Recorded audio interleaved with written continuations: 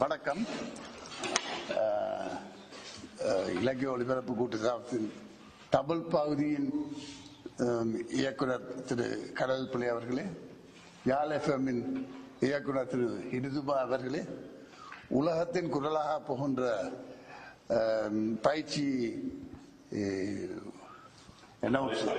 அறிவிப்பாளர்களே, விவசாய திணைக்களத்திலே இருந்தும் இந்த ஊடகத்துறைக்கு வர விரும்புகின்ற எனது இனிய உங்களை நண்பர் என்று கூறுவதா என்னென்று கூறுவது, வயதில் குறைந்தவராக இருக்கிறீர்கள், தோழர்களே என்று சொல்றேன். தோழர்களே, உங்கள் அனைவருக்கும் எனது அன்பார்ந்த காலை வணக்கத்தை தெரிவித்துக் கொள்கிறேன். என்னை பற்றி திருவாளர் கடவுப்பிள்ளை அவர்கள் அறிவித்தார்கள். நான் இங்கே பேச வந்தது என்னை பற்றித்தான். ஏனென்று சொன்னால், என்ன தெரிந்து கொண்டிருக்கிறதா நீங்கள் ஊடகத்துறையை தெரிந்ததாக பாருங்கள். நான் 53 வருட காலம் இந்த பத்திரிகை துறையிலே ஊடகத்துறையிலே இருக்கின்றேன். ஒரு காலத்தில் ஒளிபரப்பு கூட்டுத்தாபனத்திலும் இருந்தேன். எனவே என்னை பற்றி நீங்கள் தெரிந்து கொண்டால் இந்த ஊடகத்துறையை பற்றி தெரிந்ததாக இருக்கு. என்னை பற்றி தெரிந்து கொண்டால் கடந்த 53 வருட காலத்தில் இந்த இலங்கையின் அரசியல் பொருளாதார வரலாற்றின் வளர்ச்சியை தெரிந்து கொண்டதாக இருக்கு. நான் 53 வருட கால இலங்கை வரலாற்றினுடைய வளர்ச்சியின், பொருளாதாரத்தினுடைய வளர்ச்சியின் ஒரு விட்னஸ், ஒரு சாட்சியாக அமைந்திருக்கின்றேன். நான் ஒரு ஊடகத்தில் ஏசியன் டைம்ஸ் என்று சொல்லி ஹொங்கொங்கிலே என்று வெளிவருகின்ற ஒரு பத்திரிகையிலே, ஒரு ஊடகத்திலே த அன்டோல்ட் ஸ்டோரி ஆஃப் ஸ்ரீலங்கா, இலங்கையை பற்றி சொல்லாத கதைகள் என்ற ஒரு வரலாற்று புத்தகம் எழுதிட்டேன். அந்த புத்தகம் 52 வாரம் அந்த இணையதளத்திலே வெளிவந்தது. கிட்டத்தட்ட 900 பக்கங்கள் நிறைந்தது. அது ஆங்கிலத்தில் எழுதப்பட்டது. நான் ஒரு ஆங்கில எழுத்தாளர் என்பதை முதல் குறிப்பிடாவிட்டமைக்கு உங்களோட மன்னிப்பு கேட்டுக்கொள்கிறேன். ஆங்கிலத்தில் எழுதப்பட்ட புத்தகத்திலே நான் முகவரி என்று எழுதியிருக்கிறேன் சொன்னால், I am the living witness to the development, political development of this country. இந்த நாட்டினுடைய அரசியல் வரலாற்றினுடைய ஒரு வாழும் சாட்சி நான் என்று சொல்லி. ஏனென்று சொன்னால், 1960ஆம் ஆண்டு தொடக்கம் நாட்டிலே வாழ்ந்து கொண்டு நாட்டிலே ஆட்சி புரிந்த ஆட்சி கட்டிலிருந்து அரசு கோல் ஓச்சிய திருமதி சிறுபாவ பண்டாரநாயக்க அவர்கள் தொடக்கம் என்று ஜனாதிபதியாக இருக்கின்ற மஹிந்த ராஜபக்ச வரைக்கும் அத்தனை பேரையும் உடனே நான் அத்தனை பேருடன் நான் தொடர்பாக இருந்திருக்கிறேன். அவர்களுடன் நட்பாக இருந்திருக்கிறேன், வெறுப்பாக இருந்திருக்கிறேன், விரோதியாக இருந்திருக்கிறேன். எனவே இந்த வரலாற்று பின்னணியை தெரிந்து வைத்தபடியால் நான் ஒரு லிவிங் விட்னஸ் என்று நான் அந்த புத்தகத்தை எழுதியிருக்கின்றேன். ஆனபடியால்தான் நான் சொல்கின்றேன், என்ன தெரிந்து கொண்டால் இந்த நாட்டை தெரிந்து கொண்ட மாதிரி. இது உங்களுக்கு புதிதாக இருக்கும், அதுதான் உண்மையும் கூட. நான் முதலிலே புலோனி பருத்தித்துறையை சேர்ந்தவன்.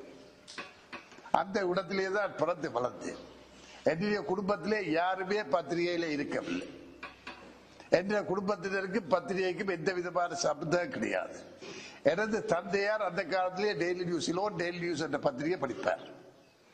காலையிலே யாழ்ப்பாணத்தாருக்கு பழைய காலத்தில் ஒரு பழக்கம் இருந்தது. காலையிலே தேத்தடி குடிப்பது போல பத்திரிகையை படிக்க மாட்டோம், டெய்லி நியூஸ் தான் படிக்க மாட்டோம்.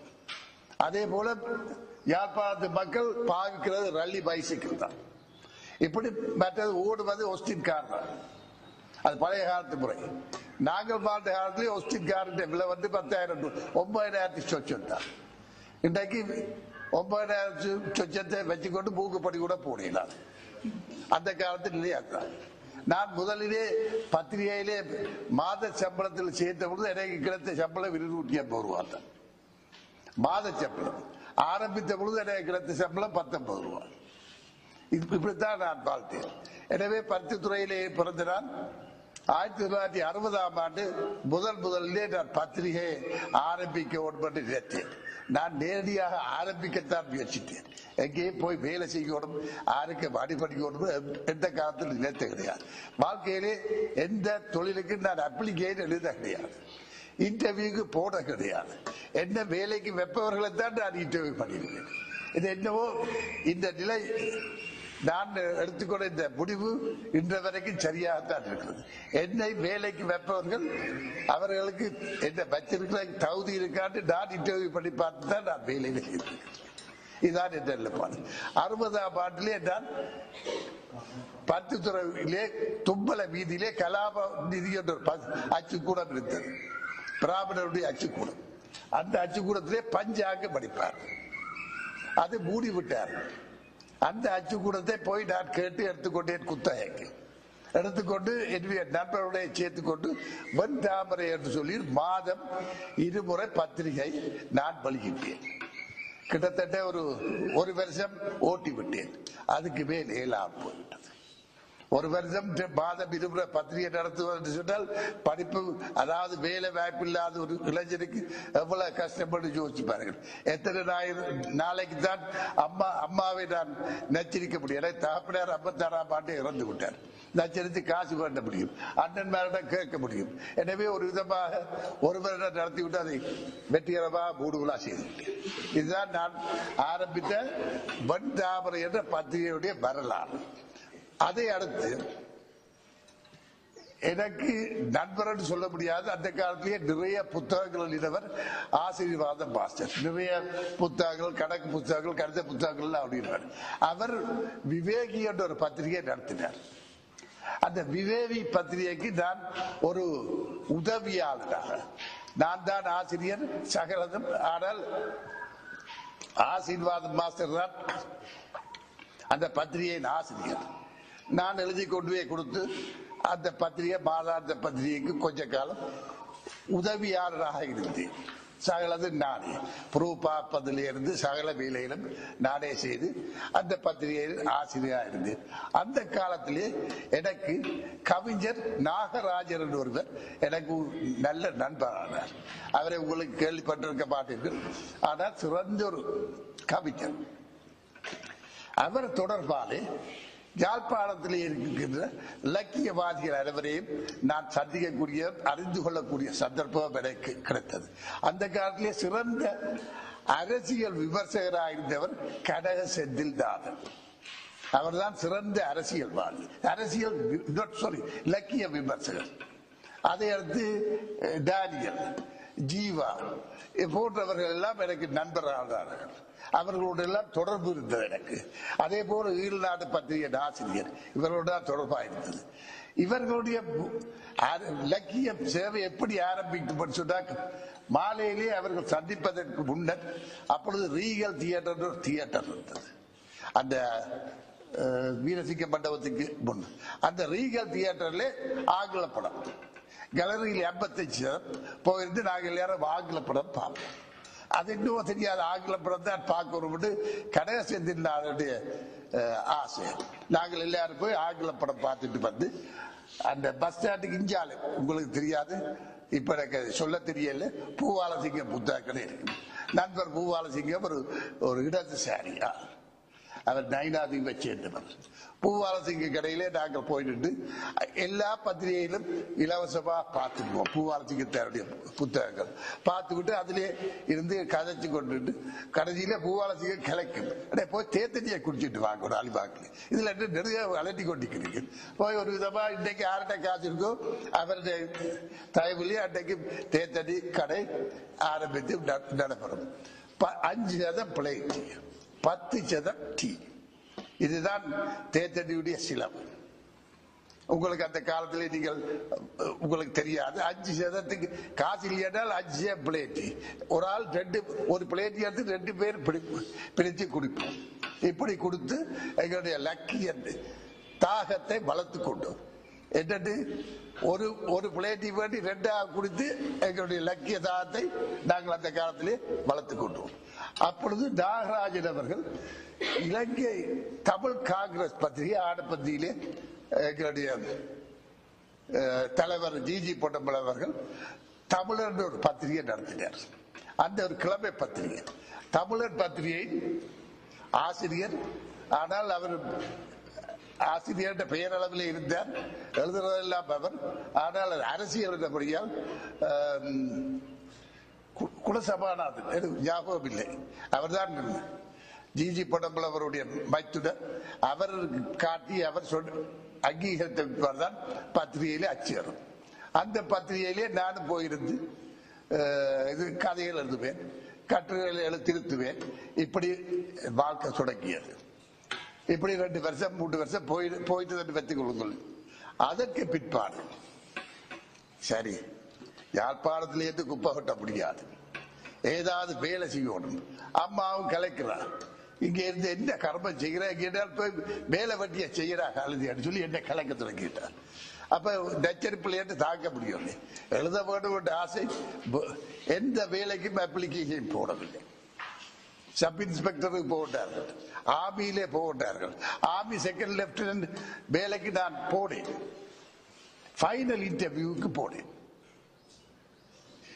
யாழ்ப்பாணத்திலே கொழும்பிலே நேர்முக பரிச்சை. சப்பாத்து போட்டு பழக்கமில்லை. என்னுடைய அண்ணனுடைய சப்பாத்தை சீலை வச்சு படிவா போட்டுக்கொண்டு போய் நடந்து போய் இன்டர்வியூ பேனலுக்கு முன்னால் நின்றேன். நிற்க அவர்கள் சொன்னார்கள், நான் குட் மார்னிங் சார் என்றேன். ஓகே சிட் டவுன் இருந்துட்டேன். முதல் கேள்வி, சிங்களம் தெரியுமா? டிக்காக் போடுவாங்க சார். நாக்கிலே சரி, தெரியாது வடிவா சொல்லி இருக்கலாம். டிக்காக் போடுவாங்க சார். ஓகே. அவர்கள் கேள்வி கேட்க தொடங்கினார்கள். என்னை 4 பேர் 3 பேரை தான் எடுக்க போறார்கள். நான் ஒரு தமிழர், என்னை விட்டுட்டு 3 சிங்களவர்கள் எடுக்க விரும்புகிறார்கள். அப்ப என்னை எப்படி என்றாலும் நீக்க வேண்டும். அதுல கேட்டார்கள், இதுல கேட்டார்கள், கிரிக்கெட்டை கேட்டார்கள், புட்பாலை கேட்டார்கள், கர்மம் எல்லா கர்மத்தையும் கேட்டார்கள்.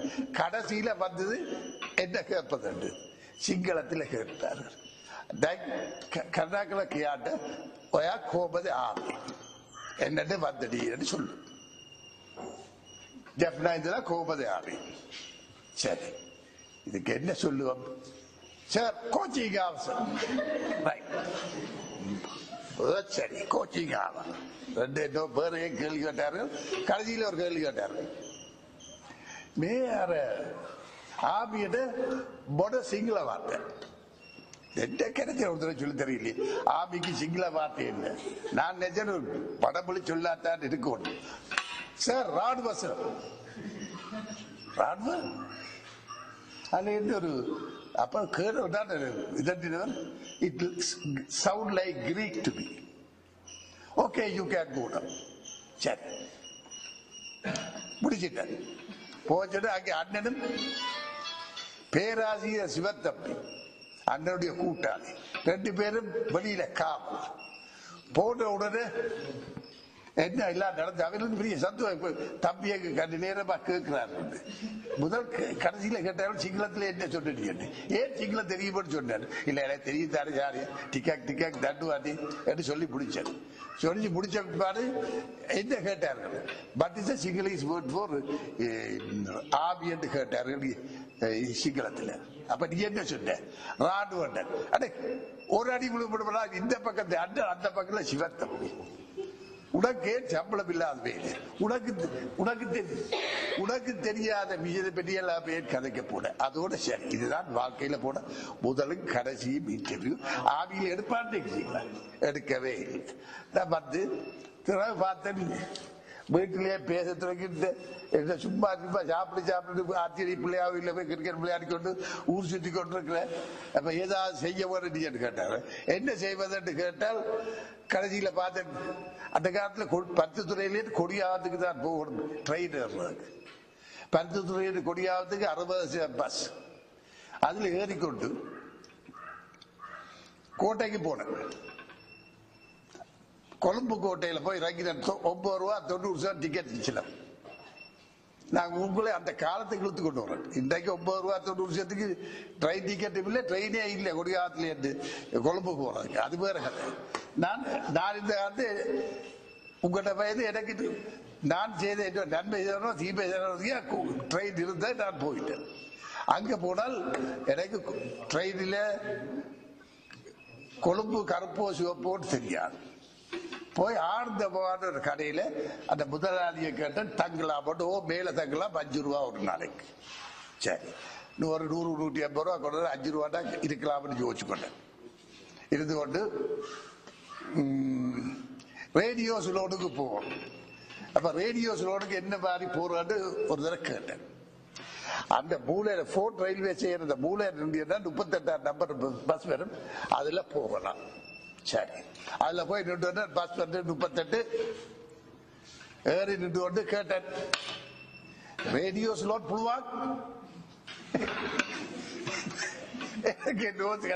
எனக்கு சிங்கள தெரியப்பட்ட ரேடியோ ஸ்லோன் புழுவாக். அவன் சொல்லுவான் நகிட்டு நகிட்டு சொல்றான். டீச்சர் புத்தி சொல்ல நகிட்டு வாக்குக்கு மேலையில ஏற நிக்கிறது நகிட்ட ரகிட்டு அவன் என்ன ஏற நிக்க சொல்றான். அப்படி 3 பஸ் போன 4ஆம் பஸ்ல அவனும் நகிட்டு சொன்னான். தெரிஞ்சா நகிட்ட சரி வர்றது விரட்டு போய் ஏறிட்டேன். ஏறி நின்றால் இந்த நகிண்ட என்ன கொண்டு போய் ஜாவத்தையில விட்டது. ஜாவத்தையில ரேடியோ ஸ்லோனுக்கு முன்னால விட்டது. அங்க போய் யாரை பார்க்கறது, ஒரு யாரையும் தெரியாது. அதுல விட்ட டேபோல ரேடியோ ஸ்லோன் பேரை பார்த்துட்டு திரும்பி வந்துடுது. இதுதான் நடந்தது. இப்படி இருக்கேக்க நாதன் என்று சொல்லி ஒரு தினகரனுக்கு ஆசிரியர் இருந்தது. நாதன் என்று சொல்லி தினகரனுக்கு ஆசிரியராக ஒருவர் இருந்தவர். அவர் எனக்கு என்னென்ன ஒரு வழியில தெரியும். அவரை ஒரு நாள் ஆழ்ந்த பவான்ல சாப்பிட வந்த கண்டுட்டு, நீ அந்த புலோலி கேட்டியல்ல ஓம் சார் கேட்டதுக்கு வந்தது இல்ல வேலையோட்டுக்குள்ளே பத்திரிகையில வேலை செய்யலாம். அப்படியோ நான் இப்ப தினகரனை விட்டுட்டேன். இப்ப ராதான்ற ஒரு பத்திரிகைக்கு நான் ஆசிரியரா இருக்கிறேன். அதுக்கு ஏற்கனவே ஒரு பொம்பளை பிள்ளை இருக்குது. அங்கே நீ உன்னை எடுக்க இயலாது. உனக்கு இங்கிலீஷில் எழுத தெரியுமே, ஓ பேஷா எழுது பள்ளிஷா எழுது. சரி, அப்படி என்றால்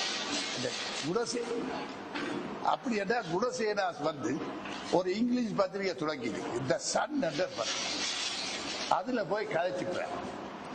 அப்ப நான் சரியான சொல்லி எங்க இடம் சொல்லி அங்க போனேன். சன் பத்திரிகைக்கு. சன் பத்திரிகை போன அதுல எல்லாரும் சிங்கள ஒரு தமிழரும் இல்லை. அப்ப நான் முதல் ஒரு தமிழர் போனான் இல்லோ, என்ன கண்டோடனே அவைகளுக்கு நல்லா பிடிச்சு கொண்டு எழுத தெரியுமோ எழுத தெரியாது தமிழன் வந்துட்டான். தமிழன் வந்துட்டான்னு சொல்லி என்ன எடுத்துட்டேன் வேலைக்கு. அடுத்த நாள் எனக்கு இன்டர்வியூ வச்சு எனக்கு ட்ரைனிங். நான் போய் சன் பேப்பர் எடிட்டர்கிட்ட ட்ரைனிங்கு போறேன். சன் பேப்பர் எடிட்டர் என்ன சொன்னார் சொன்னால், oh come on young man sit down. சரி இருந்துட்டேன் சொன்னார், you are due to journalism. Just sir என்று சொன்னேன். நீ புதுசுதானே ஜேர்னலிசத்துக்கு ஓம் சார் சொன்னேன். ரெண்டாவது கேட்டார், do you know anything about journalism? No sir. தெரியாது, எனக்கு ஒன்று பத்திரிகை பேர் தெரியாது. You must basic rules you must follow. Yes sir, tell me sir. You must keep your mouth shut. Understand? You must keep your mouth shut, but keep your ears and eyes open. வாய மூடு பத்திரிகையில நீ Charon பண்ண, காதே கட்டே மாத்திர கூர்மையா வச்சுக்கோ. இதான் அடிப்படை தத்துவம். அது அன்றைக்குல இன்றைக்கும் அதுதான். ஒரு பத்திரிகையாளர் ஊடகவியல்ல சேர்றவர்கள் நீங்கள் பேசிக்கா கவனிக்க வேண்டிய ஒரு விஷயம் என்னன்னு சொன்னால், பலபலா குளவலாண்டு கதைக்கப்படாது. ஒருவரிடம் செய்தி கேட்க வலிக்கிட்டால் அவரிட செய்தியை நீங்கள் கேட்க வேணும். இடையில குறுக்க பேசப்படாது. அவரை தூண்டுற மாதிரி சோ சோ சோன்னு சொல்லிக்கொண்டே வரும். சோச்சோடு குருவி கிளைப்பதில்லை, சோ சோன்னு சொல்லிக்கொண்டே வந்தாதான் அவர் தொடர்ந்து சொல்லுங்க ஐயா, எல்லாரும் சொல்லுங்க ஐயா, சொல்லுங்க ஐயா, சொல்லுங்க ஐயா, எல்லாம் சொல்லுங்க அம்மான்னு சொல்லுவோம். அப்ப அவர் சொல்லிக்கொண்டே வருவார். இடையில அப்படி இல்லை, நீங்க சொல்ற தவறு என்று சொன்னால் புத்திரியை கொண்ட போல சொல்லப்படாது, என்ன எல்லாம் தெரிஞ்ச போல அவர் பேசுவதை கேட்டுக்கொள்ள மாட்டார். எனவே பேசிக் ரூல் நீங்களும் தெரியணும், எடவர் சொசைட்டி வரப்போறவர்களும் தெரியணும், ஊடகத்துறை எடவர் ரேடியோ ஊடகத்துறை தான். அப்ப தெரிஞ்சவர்களுடைய பேசிக் ரூல் என்ன? You must keep your mouth shut, eyes and ears open. இது அடிப்படையான தத்துவம். அதை எனக்கு சொல்லி போட்டாரோ சரி. இரண்டாவது கேள்வி எனக்கு கேட்டார், do you know anything about dues? உனக்கு செய்தியை பற்றி என்ன தெரியுமா? No sir. தெரிஞ்சாதானே தெரியும்னு சொல்ற, தெரியாத உண்மை சொல்லி போட்ட எனக்கு தெரியும்னு சொல்லி போட்டு அவன்கிட்ட மொக்கையில பரவாங்க, தெரியாதுன்னு சொல்லிவிட்டா உண்மையை சொல்லிவிட்டா பிரச்சனை இல்லை. நோ சார்ன்னு சொல்லிவிட்டார். சரி சரி, உனக்கு I will tell you what is news. உனக்கு நான் விளக்கப்படுத்துகிறேன் செய்தி என்ன சொல்லுங்க சார். Tell me sir. சொன்னார், have you seen a dog biting a man? நீ ஒரு மனிதன், ஒரு நாய் மனிதனை கடிக்கிற பார்த்திருக்கிறியா? எஸ் சார், நான் பார்த்திருக்கிறேன்.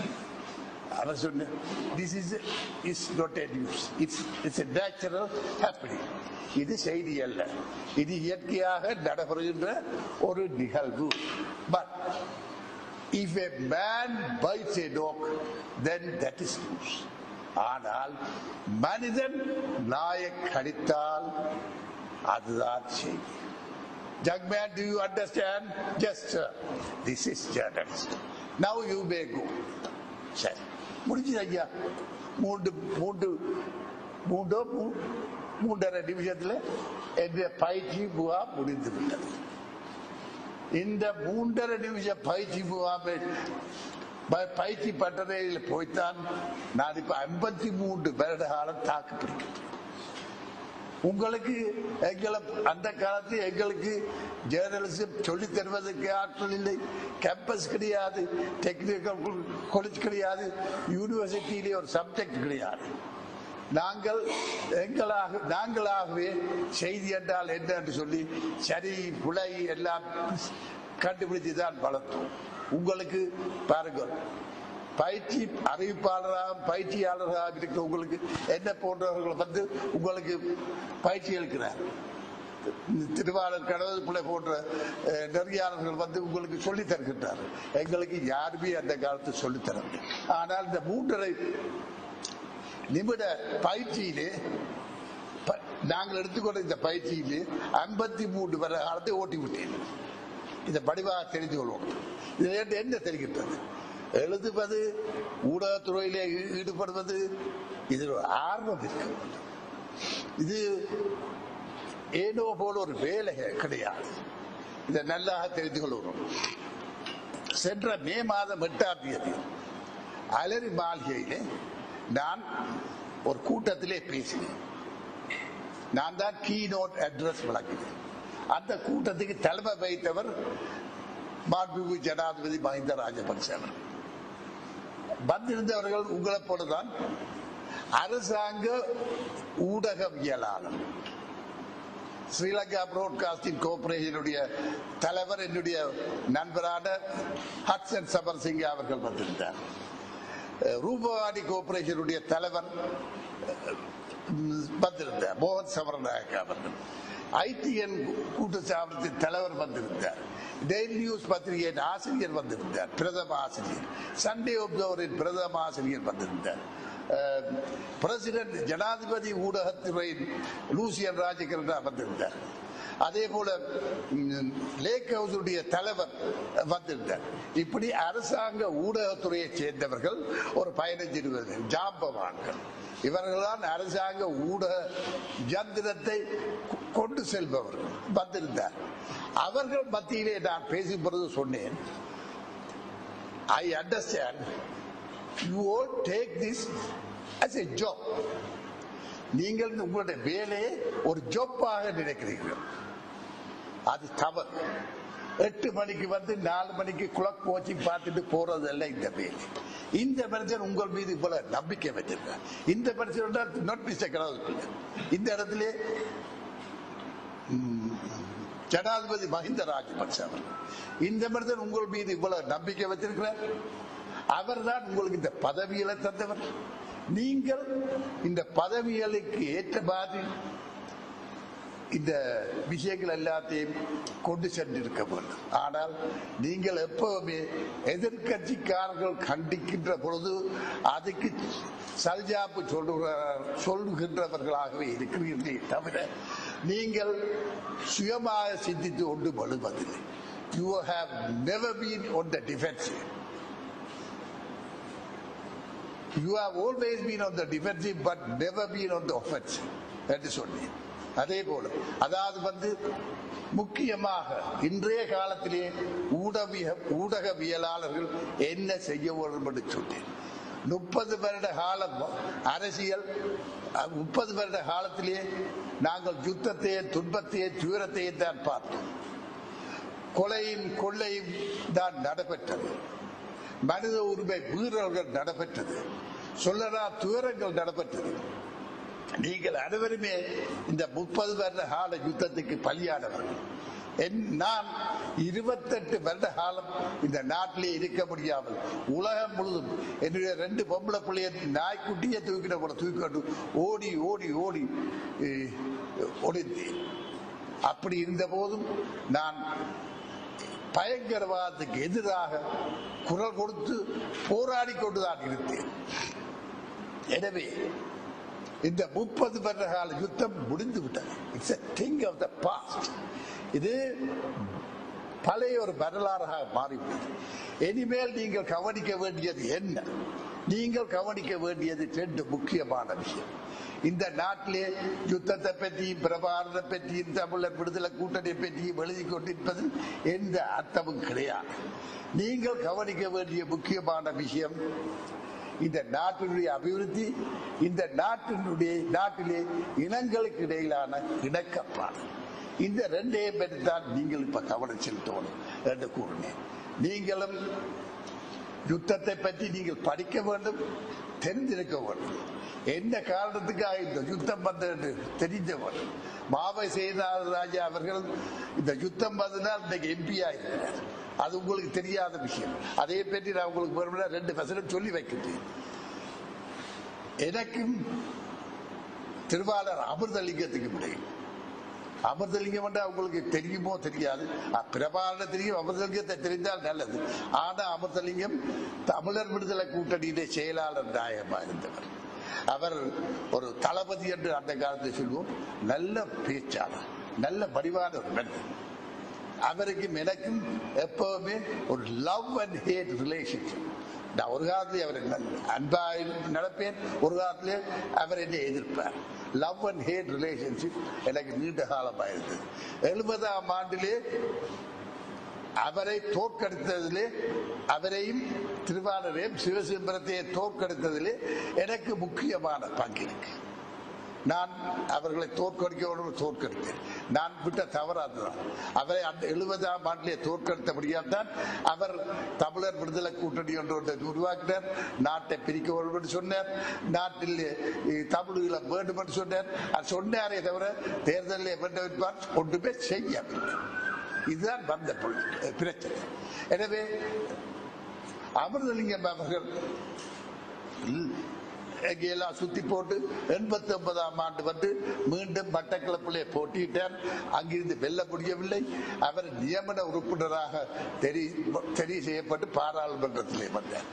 அவர் இருந்த வீட்டிலே அமிர்தலிங்கம், சிவசிதம்பரம், ஆனா சுந்தரம், பாவை சேனாராஜா, ஆனந்த் சங்கரி போன்றவர்கள் ஒரே வீட்டிலே இருந்தார். அந்த வீட்டிலே ஆனந்த் சங்கரி அவர்கள் அன்றைக்கு இன்னும் நல்ல காலமோ கெட்ட காலமோ எங்கேயோ போயில்லை. விடுதலை புலிகளை சேர்ந்த 3 கொலையாளிகள் வந்தார்கள், சுட்டார்கள். ஸ்தலத்திலேயே அமிர்தலிங்கம் இறந்து போனார். ஸ்தலத்திலேயே திருவாளர் ஜோயேஸ்வரர் இறந்து போனார். திருவாளர் சிதம்பரத்துக்கு பாரதூரமான சூட்டுக்காயம், ரத்த வெள்ளத்தில் மிதக்கிறார்கள். மாவசேனாராய் காணல் அவர் இருந்து படம் பார்த்துக் கொண்டிருந்தார். திடீரென்று மிக பாயமாக மறந்து விட்டார். மீண்டும் பிரசன்னமானார். நான் தான் அமிர்தலிங்கத்துடைய இடத்துக்கு காங்கிரஸ் தொகுதிக்கு என்னத்தான் என்பியாக போடணும் சொல்லி அவர் என்பியாக வந்துவிட்டார். 2004ஆம் ஆண்டு எங்களுடைய மங்கி அக்காவுடன் போய் நான் சந்திச்சேன். மங்கி அக்கா 96ஆம் ஆண்டு சந்திச்சுதான் 2004ஆம் ஆண்டு தொலைபேசி தொடர்பு கொண்டேன். இந்த கொலை நடந்த விஷயத்தை பற்றி நீங்கள் எப்பவுமே ஒரு பத்திரிகையிலேயே மறைக்க விடவில்லை. இதை பற்றி நான் உங்களோட ஒரு பேட்டி எடுக்க போறேன். அந்த பேட்டி தரதுக்கு சம்பந்தமா தாராளமாக கேட்டி உனக்கு தராதா பேட்டின்னு சொல்லி அவர் எனக்கு ஒரு பேட்டி எடுத்தார். அந்த பேட்டியிலே மாவசேராஜா பற்றி 4-5 வசனம் சொல்லிட்டேன். அண்மையில கூட அதை நான் திரும்ப மறுபிரசுரம் செய்தேன். ஏசியன் அவருக்கும் பங்கு இருக்கு இந்த கொலையிலே என்ற கருத்திலே திருமதி மங்கையரசி அம்மா சொன்னார். என்றால் அந்த கொலை நடக்கின்ற பொழுது நேரடியாக கண்டு கொண்ட சாட்சி அவர் உள்ளார். அவர் எனக்குத்தான் பேட்டி தந்தார். எனவே எனக்கு சொன்னதுதான் உண்மை. இந்த மாவை சேனாதராஜா அவர்களுக்கும் இந்த கொலையில் பங்கு. எனவே இதுகளை பற்றி எல்லாம் ஏன் சொல்கின்றேன் சொன்னால், இந்த ஒரு ஊடகவியலாளர் என்றால் ஒரு எக்ஸைட்மெண்ட் இருக்க மாட்டோம். இது செய்வதிலே ஒரு எக்ஸைட்மெண்ட் இருக்க மாட்டோம். இப்ப பாருங்கள், நான் இந்த ஜால் எஃப்எம்ல இருக்கிற சில அனௌன்சர்ஸோட கதைக்கின்ற பொழுது சொல்றேன், நீ கவிதையா நீங்கள் மியூசிக் போடுறீங்களா, பாட்டு போடுறீங்களா, எல்லாரும் இன்றைக்கு முன்பு ஒரே ஒரு ரேடியோ தான் இருந்தது, ரேடியோ சுனோ தான். அந்த காலத்தில் நான் எங்கேயோ போய் தொட்டு திரும்பி வருவேன். அந்த காலத்தில் அப்ப மயில் வாகனம் ஒருவர் ஃபேமஸ் அனௌன்சர் இருந்தார். அவர் இந்த எங்கேயோ சேர்ந்தவர் தான் மயில் வாகனம். அப்பொழுது தமிழ் சினிமா பாட்டு போடுவது இந்தியாவிலே ஒரு ரேடியோலே தூர்தர்ஷன்ல எப்போவாவது ஒரு நாளைக்கு 2 பாட்டு போடுவார். சினிமா படங்களுடைய முழு பாட்டே இலங்கை ஒளிபரப்பு கூட்டு வெளியிடும். அப்ப சிவாஜி கணேசன் தன்னுடைய படத்தை படத்து பாட்டுகளை போட பாட்டு பயில்வானத்துக்கு டெலிபோன் பண்ணி சொல்லுவார். அதே போல எம்ஜி ராமச்சந்திரன் சொல்லுவார். இப்படி சொல்லி இலங்கை ஒளிபரப்பு கூட்டு சாப்பிடும் மூலமாகத்தான் இந்த பாடல்கள் எல்லாம் போட்டார். இன்றைக்கும் இன்றைக்கும் இருக்கிற அனௌன்சர் பேர், ஜால் எஃப்எம்ல இருக்கிற அனௌன்சர் பேர் பாட்டுகள் போடுகிறார்கள். பாட்டை போட்டுட்டு சரி இது என்ன படம், இந்த படத்தின் பேரை சொல்லி திருவாள சுவர்ச பாருங்க சொல்லி விட்டுறாரு. அது இல்லை, பாட்டை போடுறதுக்கு முன்னாடி உங்களுக்கு தெரியும் போல பேச, அக்கா சொல்லு தம்பி, நீ தான் யார் பேசுறீர்கள்? நான் சிவகுமார் பேசுறேன். அக்கா எங்க இருந்து பேசுறீங்க? நான் கண்ணாதிட்டிலேட்டு பேசுறேன். என்னப்பா செய்கிறேன்? நான் இந்த நாயக்கடையில வேலை செய்யறேன். ஆனா உங்கள்கிட்ட பாட்டுகள் எல்லாம் கேட்கிறேன், உங்கள்கிட்ட குரல் நல்லா இருக்கு, தேங்க்யூ தம்பி. அப்ப நான் என்ன செய்யணும்? இல்ல எனக்கு இந்த பராசக்தி படத்திலே இவர் பாட்டு ஒரு பாட்டை போடுங்க, இது யாருக்கு இதை டெடிகேட் பண்ண விரும்புறேன். அம்மா அப்பா பக்கத்து வீட்டு தங்கச்சி அடுத்த வீட்டு பொம்பளை பிள்ளை எல்லாருக்கும் நான் டெடிகேட் பண்றது. இது எல்லாத்தையும் சொல்லி இப்படி கதைக்கும் அனௌன்சர் லிசினரோட கதைக்கும். லிசினர் கதைச்சு ஒரு ரெப்போர்ட் உங்களுக்கு ஒரு தொடர்பை ஏற்படுத்திக்கணும். அப்துல் ஹமீத் என்ற ஒரு அனௌன்சர் நீங்க கேள்விப்பட்டிருப்பீங்க. நான் வேலை செய்கிற போது ஒரு சின்ன பையன், நான் ரேடியோவில் வேலை செய்கிற பொழுது ஒரு சின்ன பையன் அப்துல் ஹமீத் தெரியுதோ? இந்த அப்துல் ஹமீத் இன்றைக்கு பெரிய ஆளாக உலகம் எல்லாத்துக்கும் போய் அனௌன்ஸ் செய்கிறார். அவர் செய்த ஒரே ஒரு விஷயம் என்று சொன்னால், பாட்டுக்கு பாட்டு என்னொரு நிகழ்ச்சியை நடத்தினார். அதுக்கு தனக்குத்தான் பேட்டன் ரைட் என்று சொல்லி எல்லா இடத்துலயும் கொண்டு வச்சுக்கிறேன். ஆனா அது உண்மையிலே அது இலங்கை ஒளிபரப்புக்கு விட்டு சாப்பிடத்துக்கு பேட்டன் ரைட் தான் அந்த பாட்டுக்கு பாட்டு. இந்த சாவு கபின் எனக்கு தெரிஞ்ச மட்டிலே ஒரு நாளாவது செய்தி வாசிக்கவில்லை. அவருக்கு செய்தி தான் அறிஞ்ச மட்டிலே செய்தி வாசிக்கிற சந்தர்ப்பம் கொடுக்கவில்லை. பிறகு கொடுத்தார்களோ எனக்கு லாஸ்ட் டைம் செய்தி வாசிச்சால்தான் அனௌன்சர் ஏ கிரேட் அனௌன்சர். இவர் எக்காலத்தையே நான் அறிய செய்தி வாசிக்கவில்லை. அப்படிப்பட்டவர் இவரும் ஒரு அனௌன்சர். ஆனா இன்றைக்கு மக்கள் மத்தியிலே எவ்வளவு செல்வாக்காயிருக்கிறார். எனவே நீங்க வருங்காலத்தில் இளவரசராக பெற வேண்டியவர்கள் அப்துல் ஹமீதை போல, மயில்வாகனத்தை போல பாப்புலராக பெறணும். அதுக்கு என்ன செய்யணும்? லிசினர்ஸுடன் உங்களுக்கு ஒரு ரெப்போர்ட் ஏற்படுத்திக்கணும். அதாவது தொடர்பு. அவர்கள் அக்கா ஜிவாமி அக்கா எப்படி ஜிவமா இருக்கிறீங்களன்னு கேட்கணும். என்னக்கா நீங்க 2 நாளா உங்களோட குரலை நாங்கள் கேட்கணும் என்று அவர்கள் சொல்ல வேணும். நீங்களும் கேட்க வேணும். தம்பி சாப்பிட்டியா? இப்ப என்ன நேரம்? உங்களோட ஊர்ல மழை பெய்தா? ஒரு 1 மினிட் அவருடைய லைஃப்லேயே நீங்க இன்ட்ரெஸ்ட் எடுத்து காட்டிக்கொண்டால் அவர் ஒரு பர்சனல் டச் உங்களுக்கு ஏற்படும். இதை மனதில் வச்சுக்கொள்வோம். நீங்கள் நான் இதைத்தான் இங்க முன்னுக்கு இருக்கிற தங்கச்சிக்கு சொல்லி கொடுத்துட்டான். வந்து அன்றைக்கு போயிட்டு இந்த பர்சனல் டச் உருவாக்கும். இதெல்லாம் சின்ன சின்ன விஷயம், மைன்யூட் விஷயம். இதை இப்படி சொல்லுவதற்கு அனுமதிப்பார்கள் அனுமதிப்பார்கள். அதாவது மனித உரிமை என்று சொன்னால் என்ன? என்னுடைய மூக்கு வரைக்கும் என்று உங்களுடைய கை நீளலாம். தொட்டால் மனித உருவம். அதே போல உங்களுக்கு என்று சொல்றோம் எல்லைக்கு, அந்த எல்லை கோட்டுக்கு அங்கால போகக்கூடாது. அந்த ஒரு நிமிடத்திலே அந்த எல்லை கோட்டு வரைக்கும் நீங்க போய் பேசலாம். இதை மனதில் வச்சுக்கொள்ளணும். பேசி இந்த ரெப்போர்ட்டை உருவாக்குவோம். எனவே இதுதான் ஊடகத்திலே இருக்கிற முக்கியமான ஒரு விஷயம். நான் ரேடியோ ஸ்லோன்ல வேலை செய்த பொழுது நான் செய்தி பகுதியிலே தான் இருந்தேன். நான் வேலை செய்கின்ற காலத்திலே தான் திருவாளர் ஹட்சன் சபர்சிங்காம் என்னோட வேலை செய்தார். ஹட்சன் சபர்சிங்காண்டா இனி நான் உங்களுக்கு விளக்கம் தர தேவையில்லை. அவர் தான் இன்றைக்கு ஸ்ரீலங்கா புரோட்காஸ்டிங் கோர்பரேஷனுடைய தலைவர், என்னுடைய இனிய நண்பர். 2 பேரும் அவர் ஒரு துறையிலிருந்தார், நான் ஒரு துறையிலிருந்து நாங்கள் நண்பராகும். இன்றைக்கு வரைக்கும் அந்த நட்பு தொடர்ந்து கொண்டே இருக்கிறது. எனவே ஊடகத்துறையிலே இருக்கிற முக்கியமான விஷயம், நான் சன் பேப்பர்ல தொடங்கின பிற்பாடு பல விஷயங்களை நான் சாதித்திருக்கேன். ஒரு சின்ன ஒரு விஷயம் உங்களுக்கு சொல்லுவேன்.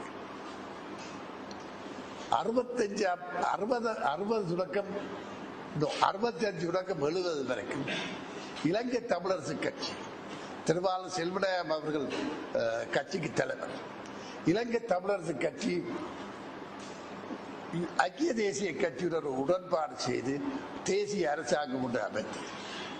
அந்த கட்சி இன்றைக்கு நாங்கள் இப்ப விக்னேஸ்வரன் அவர்களை இரவல் வாங்கி இருக்கின்றோம் இல்லவா? அதே போல அந்த காலத்தில் திருச்செல்வம் அவர்களை இரவல் வாங்கி, திருச்செல்வம் பெரிய ஒரு பிரபலமான சட்டத்திற்கு அவர் தான் சார் அவை ஜெனிக்ஸோட சேர்ந்து 48ஆம் ஆண்டு அரசியல் சட்டத்துக்கு வார்த்தைகள் போட்டு எழுதினவர்கள் ஒருவர். அவரை அமைச்சராக்குவார். அவர் உள்ளூராட்சி சபை அமைச்சராக வந்தார். அந்த காலத்திலே கோயிலிசன் அரசாங்கம் டட்லி சென்னாயக்காவுடைய அரசாங்கத்துக்கும்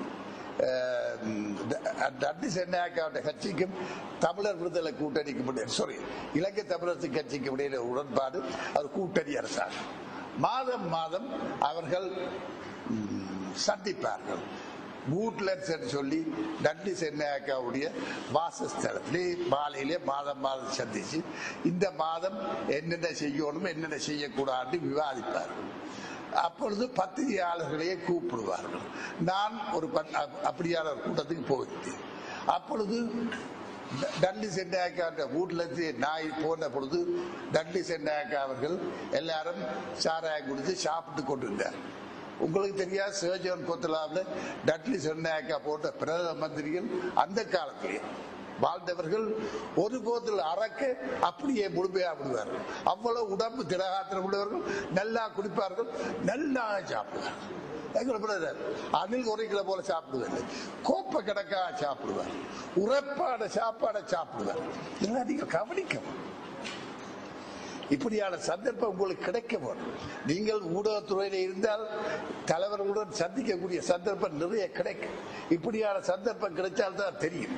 நல்லா சாப்பிடக்கூடியவர்கள், அசராம ஒருபோதும் சாராயத்தை குடித்தாலும் ஆடாமல் அசையாமல் நிற்பார்கள்.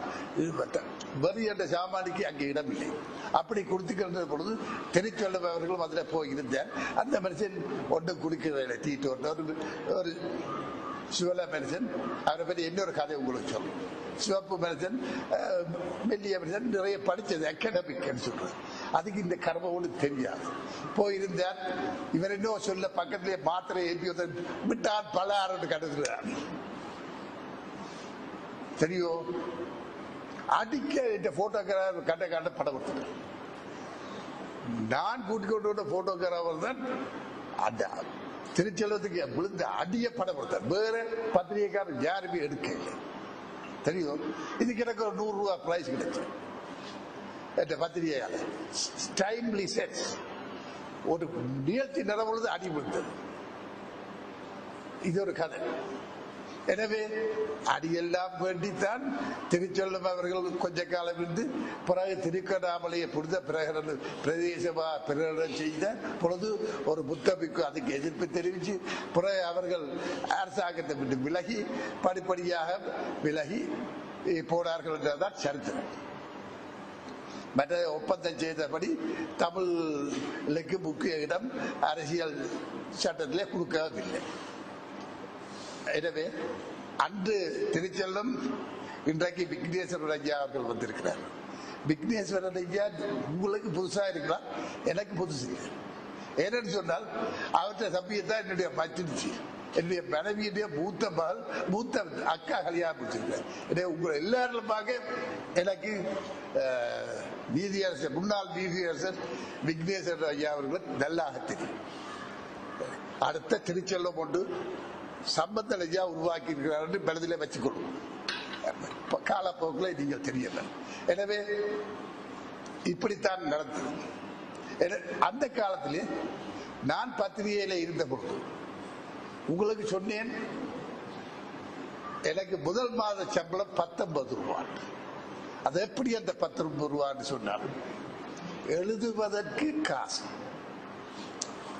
ஒரு கொலம் லைன், அந்த கொலம் லைன் ஒன்றுக்கு 4 சதம்.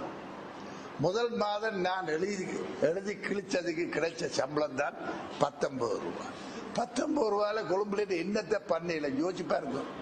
வீட்டில் சொல்லாகில்லா கொழும்புக்கு வந்து விட்டேன், ஆழ்ந்த பவானில் இருக்கிறேன், 19 ரூபாய் சம்பளம். என்னுடைய நிலைமையை கொஞ்சம் யோசிப்பார்களா, என்பதை கஷ்டப்பட்டுட்டேன்.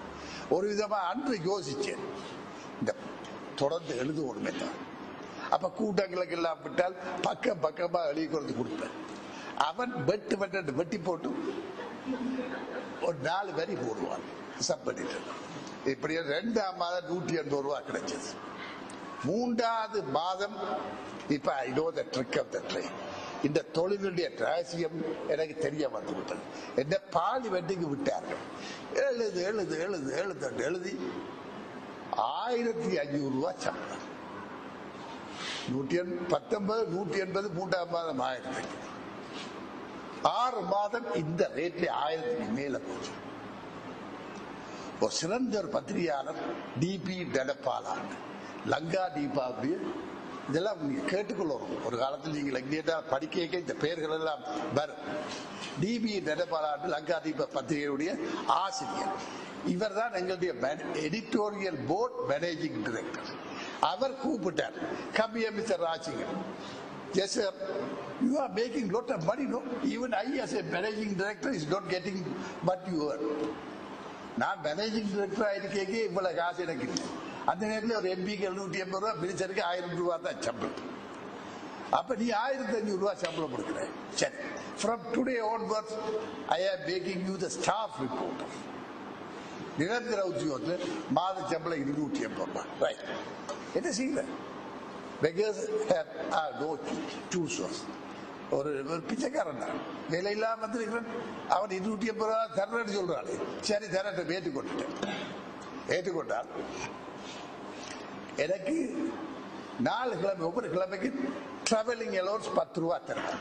எழுதின எல்லாத்தையும் வெட்டி கொண்டு ஒரு பேப்பர்ல கிளிப் பண்ணி கொடுத்தால், அக்கௌண்ட் கொடுத்தா எனக்கு 10 ரூபாய் தருவான் டிராவலிங் அலோன்ஸ்.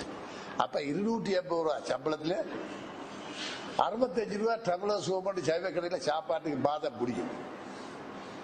மற்ற 25 ரூபா ஒரு 1 பெட்ரூம் எனக்கு. அப்ப 90 ரூபா. 10 ரூபா லைட்டுக்கு சில்லறை 100 ரூபா காணும்.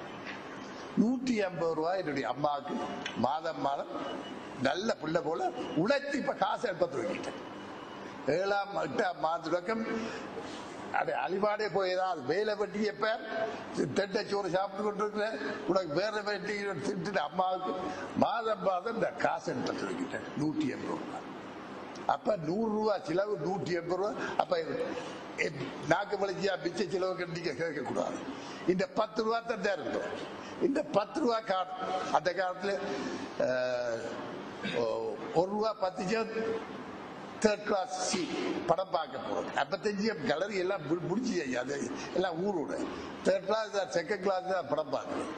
சீக்கிரம் கேப்சன் சீக்கிரம் ஒரு பேக்கெட் 80 சதம். இப்ப எல்லாம் வீடு எல்லாம் நிப்பாட்டி அந்த நேரத்தில் பெரிய சீக்கிரம் கேப்சன் தான், அதுதான் நான் குடிப்பேன். 8 சேம்பர் சீக்கிரம் ஒரு பேக்கெட் 10 போட்டா 80 சதம். அப்ப எனக்கு கார்டு வந்து 10 ரூபாய் வாழ்க்கை ஓடிக்கொண்டிருக்கு. பார்லிமெண்ட்டுக்கு போவதில்லோ. பார்லிமெண்ட்டுக்கு போனால் நீங்க பழைய பார்லிமெண்ட்டுக்கு நீங்க போனீங்களோ தெரியாது. பார்லிமெண்ட் வந்து வெல் அட் ஹவுஸ் இது கீழே இருக்கு. பத்திரிகையாளர்கள் இப்படி கேலரி மேலே இருக்கு. பத்திரிகையாளர்கள் இந்த பக்கத்துல கேலரியில இருப்பார்கள். இந்த பக்கத்துல ஆளுங்கட்சி, இந்த பக்கத்துல எதிர்கட்சி. அப்ப முதல் சீட்ல இருக்கிறது யார்? ஜனாதிபதி பிரதம மந்திரி டட்லி சென்டாயக்கா இருப்பார். 2ஆம் சீட்ல ஜிஆர் ஜெயவாண்டா இருப்பார். இப்படி இருப்பார்கள். அப்ப மேல இருக்க ஒரு கை இப்படி எனக்கு தெரியும் என்னத்தான் கூப்பிடுறாரு டட்லி. அதை நான் பார்க்க மாட்டேன். பக்கத்தில் இருக்க நடிப்பான் கூப்பிடுறாங்க ஸ்கூலுக்கு. அப்பதான் திரும்பி பார்ப்பேன் என்னன்னு. அப்படின்னு சொன்னால் கண்டீனுக்கு வா, ரெஸ்டாரண்ட்டுக்கு வா. ரெஸ்டாரண்ட்டுக்கு வான்றது அர்த்தம். ரெஸ்டாரண்ட்டுக்கு போனால் அப்ப அங்கே தேத்தனி படுத்துல ஒரு சீக்கிரம் படுத்தலாம், ஒரு பேக்கெட் சீக்கிரம் தான் படுத்துறோம். அவருக்கு கோவிந்தா ஒரு தேத்தனி அவர் இப்படி எழுதி வச்சிருப்பார், என்னத்தையே தருவார். அப்ப அந்த காலத்துல எங்களுக்கு 3 பாசையில பேப்பர், சன், தினபதி, தபஸ், 3 பாசை. ஆங்கிலத்தில் எழுதி கொடுத்தால் 3 பாசையிலே பெறும். இப்ப போல இன்டர்நெட்ல அது இல்லை. இதுதான் பெரிய பத்திரிகை துறை. ஒன்றில கொடுத்தால் 3லே பெறும். ஆயிரக்கணக்கான ரூபாய் பெறுமதியான அட்வர்டைஸ்மெண்ட் அவருக்கு கிடைக்கும். இப்ப என்னோட தந்தால் தான் இந்த 3லே பெறும் தருவேன். தந்துட்டு எல்லாம் தந்துட்டு கேட்டி ஹவாயு ஓகே. அப்புறம் ஜங் மேன், சின்ன பையன் 24-25 வயசு ஜங் மேன் எல்லாம் தருவார். தந்துட்டு என்ன செய்வார் சொல்லுங்க. அப்ப கடைசியில் யாருக்காவது கற்பனை செய்திருப்பார். அதுக்கு பிற்பாடு என்ன செய்திருப்பார் நன்றி சென்றாக்காரு தெரியுமா? நான் இவ்வளவு பகிரங்கமா சொல்றேன் சில விஷயங்கள். உங்களுக்கு யாருக்கு தெரியுமா என்ன செய்திருப்பாரு? தெரியாது. பாக்கெட்டுக்குள்ள ஒரு 100 ரூபாய். இதுதான் லஞ்சம். இது போட ஒரு நாளைக்கு ஆயிரக்கணக்கான ரூபாய் பெறுமதியான செய்தியை போடுவதற்கு பாக்கெட்டுக்குள்ள ஒரு 100 ரூபாய். சரியோ? இது அவர் மாத்திரம் தெரியல. இதே ஜிஆர் தந்திருக்கிறார், இதே பிரேமதாஸ் தந்திருக்கிறார், ஜிஜி பட்டம்பலம் தந்திருக்கிறார். அந்த காலத்தில் எல்லாருமே கை விட்டு பண்ண வந்தாங்க. எழுத போட்டு கேட்பார், காசு தெரியல. But is it news? Even dog will not read it. காய்ச்சி விட்டுருவார். நான் பெரிய ஆளப்பா, சின்ன படியா பெரிய சொல்லு. இது செய்தியா? நாய் கூட படிக்காது. நல்ல செய்தி சொல்லு. இப்படி விரட்டி விட்டுருவார். அதுக்கு பயந்து 100 ரூபாய் வச்சிருப்பான். இந்த பெருட்டே 100 ரூபாய் தான். தெரியுதோ? இப்படியெல்லாம் பத்திரிகை உலகத்தில் இருந்தார். ஜிஜி பொன்னம்பலம் அந்த காலத்துல கூப்பிடுவேன். அவர் என்னுடைய நல்ல நண்பர். ஜிஜி பொன்னம்பலம் நண்பர். 25 வயதுல எப்படி இருக்கு கற்பனை பண்ணி பாருங்க. கிட்ட போயில ஒருவர் கொண்டு உருட்டி பார்த்தால் தெரியும். நான் சிவிக்ஸ் படிக்க எஸ்எஸ்சியில் ஹார்லி குளத்தில் படிக்க எஸ்பி நடராஜா மாஸ்டர் ஜிஜி படம்புலம் கோர்ட்ல இருக்கிறத பிரத்தால போடல் கோர்ட் இன்றைக்கு அவர்கிட்ட கோர்ட்ஸ்ல எப்படி cross எக்ஸாமினேஷன் பண்றதுக்கு பார்ப்போம் சொல்லி சிவிக்ஸ் படிக்கிறவர்களை கூட்டிக்கிட்டு சிவிக்ஸ் ஒரு பாடம் இப்ப இருக்கோ தெரியாது. இப்ப சமூக சேவையோ இன்னும் தான் இருக்கு. சிவிக்ஸ் பாடம் இல்லை. அப்ப சோசியல் சயின்ஸோ இன்னும் தான் இப்ப படிக்கிறீங்க. அந்த காலத்துல திரும்பி வந்துட்டு போன பட்சா திரும்பி வந்துட்டு நல்லது. அப்ப அந்த காலத்துல நாங்கள் சிவிக்ஸ் படிச்சிடலாங்க. சிவிக்ஸ் பாடத்துல அப்ப எங்களை கூட்டிட்டு ஜிஜி போட்டப்படும் ஊசி ஜிஜி போடும் ஒரு கட்ட கருவம் இவ்வளவுதான் இருக்கு. 5 அடி இருக்கு. சண்டால் கொண்டப்பார் வெளியில புழுற போல இருக்கு. சுவப்பு ரத்த சுவப்பு சாட்சியை பார்த்து சாட்சி நடக்கிடுவான். ஜிஜி பண்ண பையன் அது மர்டர் கேஸுக்கு தான் பெறுவார் மேஜிஸ்ட்ரேட் கோர்ட். அவர் வந்தால் அது ஒட்டு ஹியரிங்ல கேஸ் முடிஞ்சு அது முடிச்சு போடுவார். வந்தால் சாட்சிகளோடு எல்லாம் பயங்கர சில நீதிவான் தான் அவருக்கு முகம் கொடுக்க இல்லை. எல்லாராலையும் வேலாது. அவங்களும் இந்த சண்டை அளப்பத்துட்டா இந்த செய்ய போறா கேச கிளச்சி விட்டா பிரச்சனை இல்லைன்னு அவங்களும் பிடிச்சிருப்பாங்க. அப்ப இந்த ஜிஜி பண்ணப்படுறது எஸ்எஸ்சி படிக்க 10 கோர்ஸ்ல பார்த்த ஜிஜி பண்ணப்படும் இப்ப எனக்கு நண்பன் கேடி வாரியே வாங்கய்யா. கேடி வாரியோட நான் பெற மாட்டேன். தடபாலாண்டவர் மேனேஜிங் டைரக்டர். அவர் சொல்லணும் நீ போன்னு சொல்லி நீங்கள் என்ன செய்யணும். தடபாலாக்கு டெலிபோன் பண்ணி சென்ட் மிஸ்டர் ராஜ் சிங்கம் for a stay I want to issue a statement. இதெல்லாம் பத்திரிகை ஸ்டேட்மெண்ட். நான் ஒரு அறிக்கை வெளியிட போறேன், ராஜசிங்கத்தை அனுப்புங்களன்னு சொல்லு.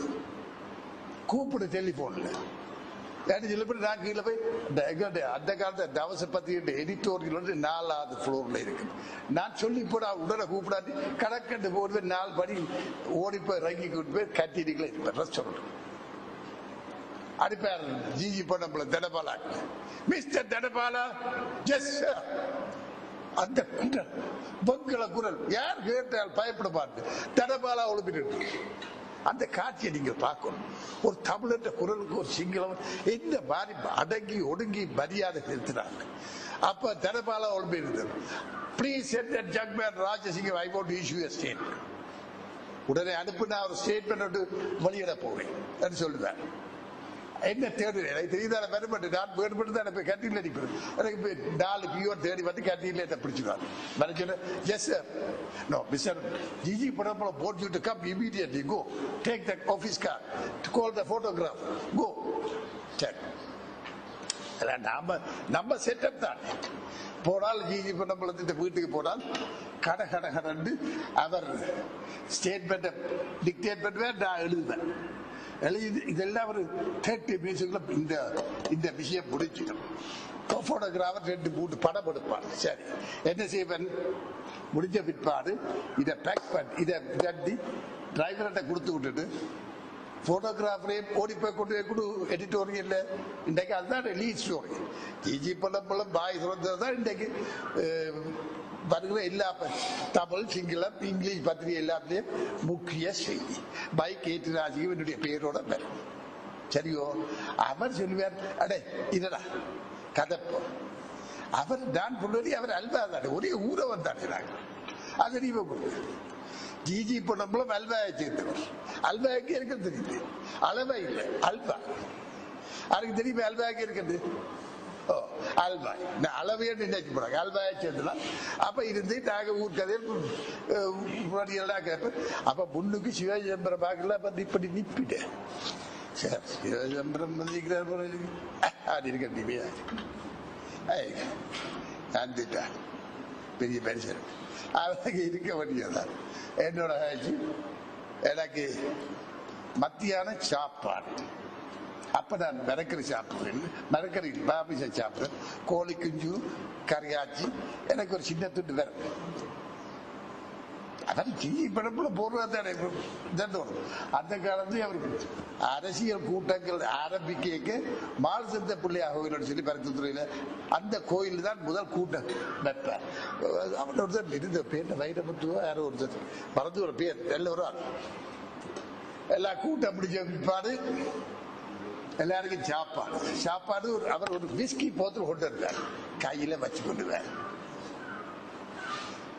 பேரை சொல்லி விஸ்கி குடி,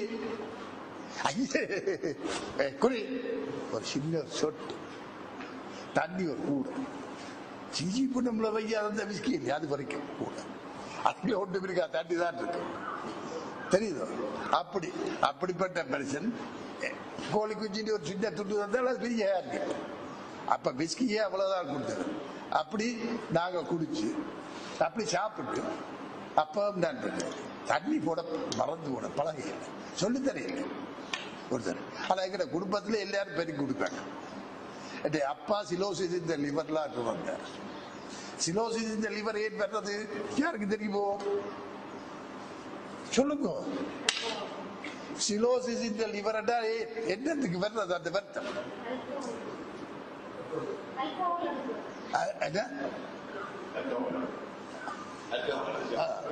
நிறைய குடித்தபடியால் சிலோசிஸ் இந்த லிவர் வரும். என்னுடைய அப்பாவுக்கு சிலோசிஸ் இந்த லிவர், மூத்தண்ணனுக்கு சிலோசிஸ் இந்த லிவர்ல இருந்தார், மூன்றாவது சிலோசிஸ் இந்த லிவர்ல இருந்தார், இரண்டாவது மற்றொரு சிலோசிஸ் இந்த லிவர்ல இருந்தார். எனவேதான் நான் சொன்னேன் நான் பெருங்குடி மகன்.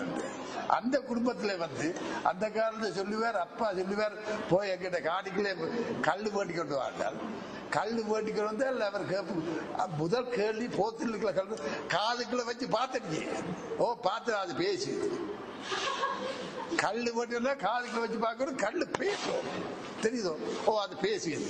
சரி அப்படி எல்லாம் போய் வந்தடா. அப்ப நான் எப்பவுமே குடித்தது கிடையாது. பத்திரிகை உலகத்துல குடிக்க கூடாது. இதை நான் என்னத்துக்கு இது உங்களை எல்லாத்தையும் சொல்றேன் கனெக்ட் பண்றேன்னு சொன்னால் ஒரு உதாரணம் சொல்றேன். நான் தவச பத்திரிகையில இருந்த பொழுது இந்த மாதம் எப்படி என்றாலும் 2 எல்லாத்துல 3 எம்பசி பார்ட்டிஸ் வரும். எம்பசியினுடைய கொக்டைல் பார்ட்டி பத்திரிகைக்காரரை கூப்பிடுவாங்க. அந்த கொக்டைல் பார்ட்டியில போனால் எங்க பத்திரிகைக்காரர் காய்ச்ச மாறு கம்புல விழுந்த கூட வெளிநாட்டு சாராயத்தை குடிச்சிட்டு அவர் என்னத்துக்கு போராடு அங்கேயே சட்டி எடுத்து திருப்பி அவர் எம்பசிக்காரர் ஏற்றி அனுப்பி விடுவார். இது அடுத்த நாள் தாரி போடும் அந்த கத்தும், அந்த பத்திரிகை கத்தும். எங்க தவசையிலேயே மற்ற காலத்திலே போடுவதெல்லாம் இதே தான். சக்தி குடி எல்லாரும் தனபாலாக பெரிய கலைஞ்சிட்டு என்னத்தான் பிடிச்சிருப்பேன். நான் தான் நிம்மதியா போய் பேசாமல் இருப்பேன். நான் குடிக்கிறேன் தானே, அதுபடியா குடிக்காமல் இருந்து அங்க நடக்கிறத நிதானமா பார்த்து எழுதுவேன். எனவே ஊடகத்துறையில் இருக்கிற நீங்கள் முக்கியமான வியம் குடிக்க கூடாது. இதை மனதில் வச்சுக்கோங்க. மற்ற அந்த காலத்துல எனக்கு நினைப்பு யாரும் ஒரு கருதை சொல்லி தந்துட்டான், சீக்கிரம் குடிச்சாட்டாட்டா பச்சான் உனக்கு கற்பனை வேணும், அப்பதான் கதை கட்டுரை எல்லாம் நீ எழுதுவேன், அப்ப சீக்கிரம் குடிக்கிறது. அடே நான் 1 தொடங்கி 2 தொடங்கி கடைசியில ஒரு நாளைக்கு 60 சிகரெட் மால்பரோ குடிக்கணும். யோசிப்பார் குடிக்கணும். பிறகு ஒரு காலத்துல ஏன் நான் மால்பரோ சீக்கிரம் குடிக்கிறான்னு எனக்கே தெரியாது. உங்களோட காய்ச்சி கொண்டு இருப்பேன், பக்கத்து இருக்கு தட்டப்பால் எடுத்து பத்தி கொண்டு காய்ச்சி கொண்டே இருப்பேன். என்னுடைய மனுஷியும் பிள்ளைகளும் ஏசினவன் ஏன் கொஞ்சம் ஓடுங்கிறது நான் சீக்கிரம் குடிச்சால் எப்படி இருக்கு யோசிச்சு பாருங்க. ஏசினபடி கலப்பால் ஓடுப்பா வெளியில குடிக்கட்டு அப்படி நான் இந்த நீ என்ன கிளைக்கிறது என்ன எனக்குள்ள கருப்பம் என்னாலும் சொல்ற ஆளுன்னு போயிட்டு வெளியில தான் குடிப்பேன். அப்ப என்ன செய்கிற அவர் சொல்லி கேட்க தர பட்டு ஜாதி பிள்ளை சொல்லி சாப்பிடுறதா விட்டேன். அப்ப எப்படி இந்த சீக்கிரட்டு ஒரு நாள் 2001 அக்டோபர் மாதம் 20 21 தேதி ஒரு நாள் எடுத்து தான் காய்ச்சி ஒரு சீக்கிரம் குடிச்சு 2ஆச்சு குடிச்சு கொண்டிருக்கேன். அன்னைக்கு தான் யோசிச்சேன் மேனேஜ் பிள்ளைகளை போ வேட்டது சீக்கிரம் குடிக்க அடிப்படி வேச்சிருக்கீங்க எனக்கு சொல்றேன். நான் என் நான் குடிக்கிறேன். அப்ப ஒரு நாள் யோசிச்சேன், இது ஏன் நான் சீக்கிரம் குடிக்கிறேன். What is use of smoking? அன்னைக்கு தான் முதல் புத்தருக்கு ஞானோதயம் பிறக்க அன்றைக்கு தான் எனக்கு ஞானோதயம் பிறந்தது. இவர் ஏன் இந்த சீக்கிரத்தை குடிப்பார் யோசிப்படு. Why can't I be without a cigarette? But நாங்கெல்லாம் இங்கிலீஷ்ல தம்பி சிந்திக்கிறது. ஏன் சொல்லும், ஏன் யாருக்கு தெரியும் ஏன் நான் இங்கிலீஷ்ல சிந்திக்கிறேன் என்று? இல்லை இல்லை இல்லை இல்லை. ஏன் நான் இங்கிலீஷிலே சிந்திக்கிறேன் தெரியுமோ?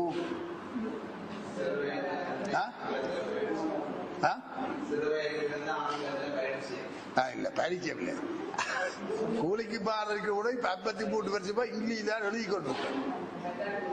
ஒரு 1000 1500 கட்டுரை ஒரு 53 14 15 வருஷமா ஏசியன் ட்ரிபியூன் எடிட் பண்றது ஆங்கிலத்தில் நான் எல்லாம் செய்கிறது. எனவே ஆங்கிலத்தில் தான் சிந்திப்பேன், ஆங்கிலத்தில் தான் சிந்திச்சு போட்டு தமிழ்ல இப்ப உங்களுக்கு சொல்றேன்.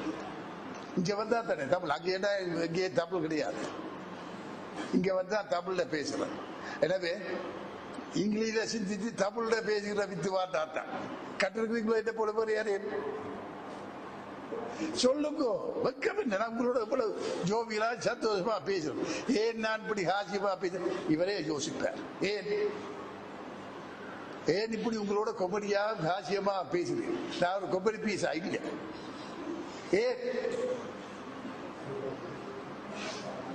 சிந்திக்க தெரிஞ்சவன் தான் மனிதன். ஏன் என்ற கேள்வி எழ வேணும். ஏன்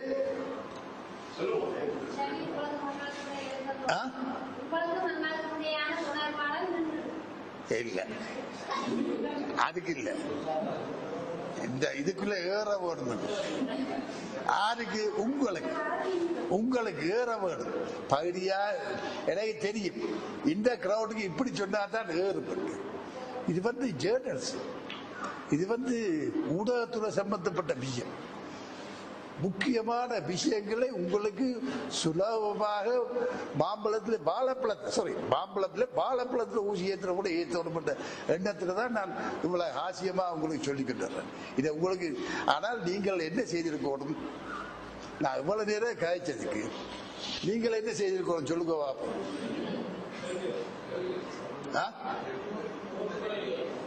இல்ல கேள்வி பெலமா சொல்லு பிள்ளை, காது கேட்கல. இந்த புண்ணுக்கு ஒரு பேப்பரும் கருதாச்சியும் பேனையும் வச்சிருக்கிறீங்க.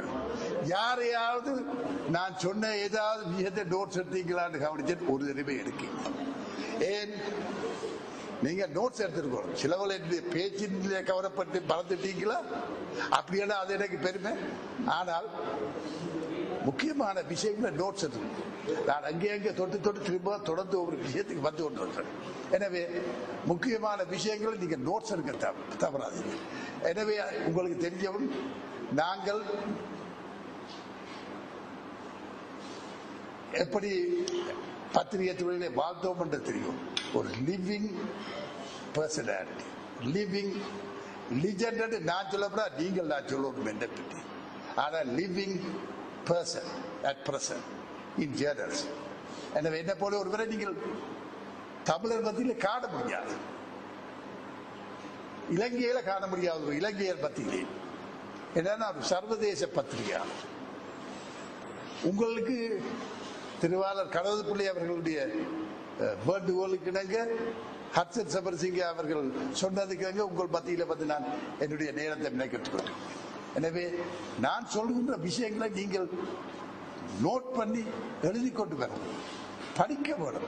இவர் என்ன மாதிரி வந்தார், நான் ஆரம்பத்தில் 19 ரூபாயிலிருந்து எப்படி நான் 1500 ரூபா வந்து பிறகு 280 ரூபாய்க்கு வந்தேன். எனவே இதே போல எனக்கு இந்த எம்பசிகளுக்கு போய் பழக்கத்தால் எனக்கு எம்பசியிலேயே தொடர்பு ஏற்பட்டது. அவர்கள் பல விஷயங்களை என்னை மொழிபெயர்க்கிறதுக்கு கூப்பிட்டார், இங்கிலீஷ்ல இருந்து தமிழுக்கு. அப்பொழுதெல்லாம் எனக்கு மாதம் அவர்கள் 100 ரூபாய் அன்பளிப்பு தந்தார். 65ஆம் ஆண்டு 70ஆம் ஆண்டு 100 ரூபாய் என்ன பெருமதி நினைக்கிறீங்க சொல்லுங்க. அந்த காலத்திலே நான் படிக்கிற காலத்திலே அம்மாவிலுக்கு என்ன பொழுதுபோக்குன்ற செத்த விடால் முடியவில்லை. வேலை படிச்சால் பக்கத்து வீட்டுக்கு அடியே பொண்ணம்மா உங்க என்னடி வேலம் அது அவ சுப்ரமணிய பாட்டியில விடுறது. அப்படியோ அவ வருவா, வந்து சொல்லுவா, அப்படியே இன்னைக்கு சுப்ரமணியத்தை செத்த முடியும், நீ மத்தியானம் வராத, இந்த 25 கொண்டு போய் சாப்பிட்டு பள்ளிக்கூடத்துலயே 25 தருவேன். இந்த 25 என்ன செய்யலாம் நினைக்கிறீங்க?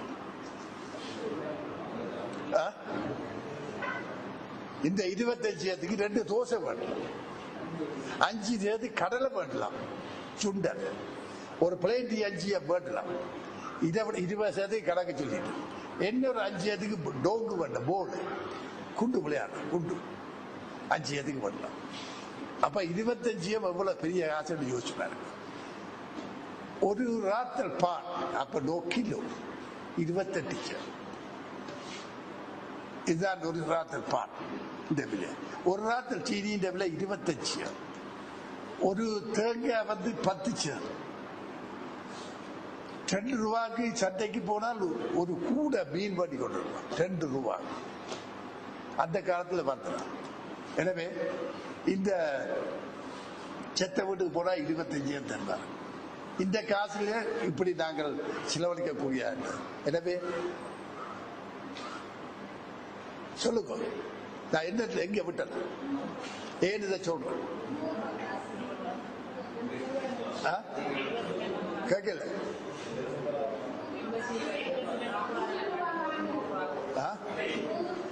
கொஞ்சம் பெலமா பேசணும். 100 ரூபா தந்த அந்த 100 ரூபா எவ்வளவு பெரிய காசு தெரியுமா? எவ்வளவு ஆயிரக்கணக்கான முறை அப்படியெல்லாம் நாங்கள் சம்பாதிக்கிறோம். பத்திரிகைக்காரனுக்கு என்னென்ன முறையில சம்பாதிக்கலாம் என்பதை பற்றி. ஆனால் இதெல்லாம் தப்பான முறையில இல்லை. எனக்கு எம்பசியில டிரான்ஸ்லேஷன் வேலை தர்றாருன்றது என்னுடைய பத்திரிகை கத்தூரில் தெரியும்.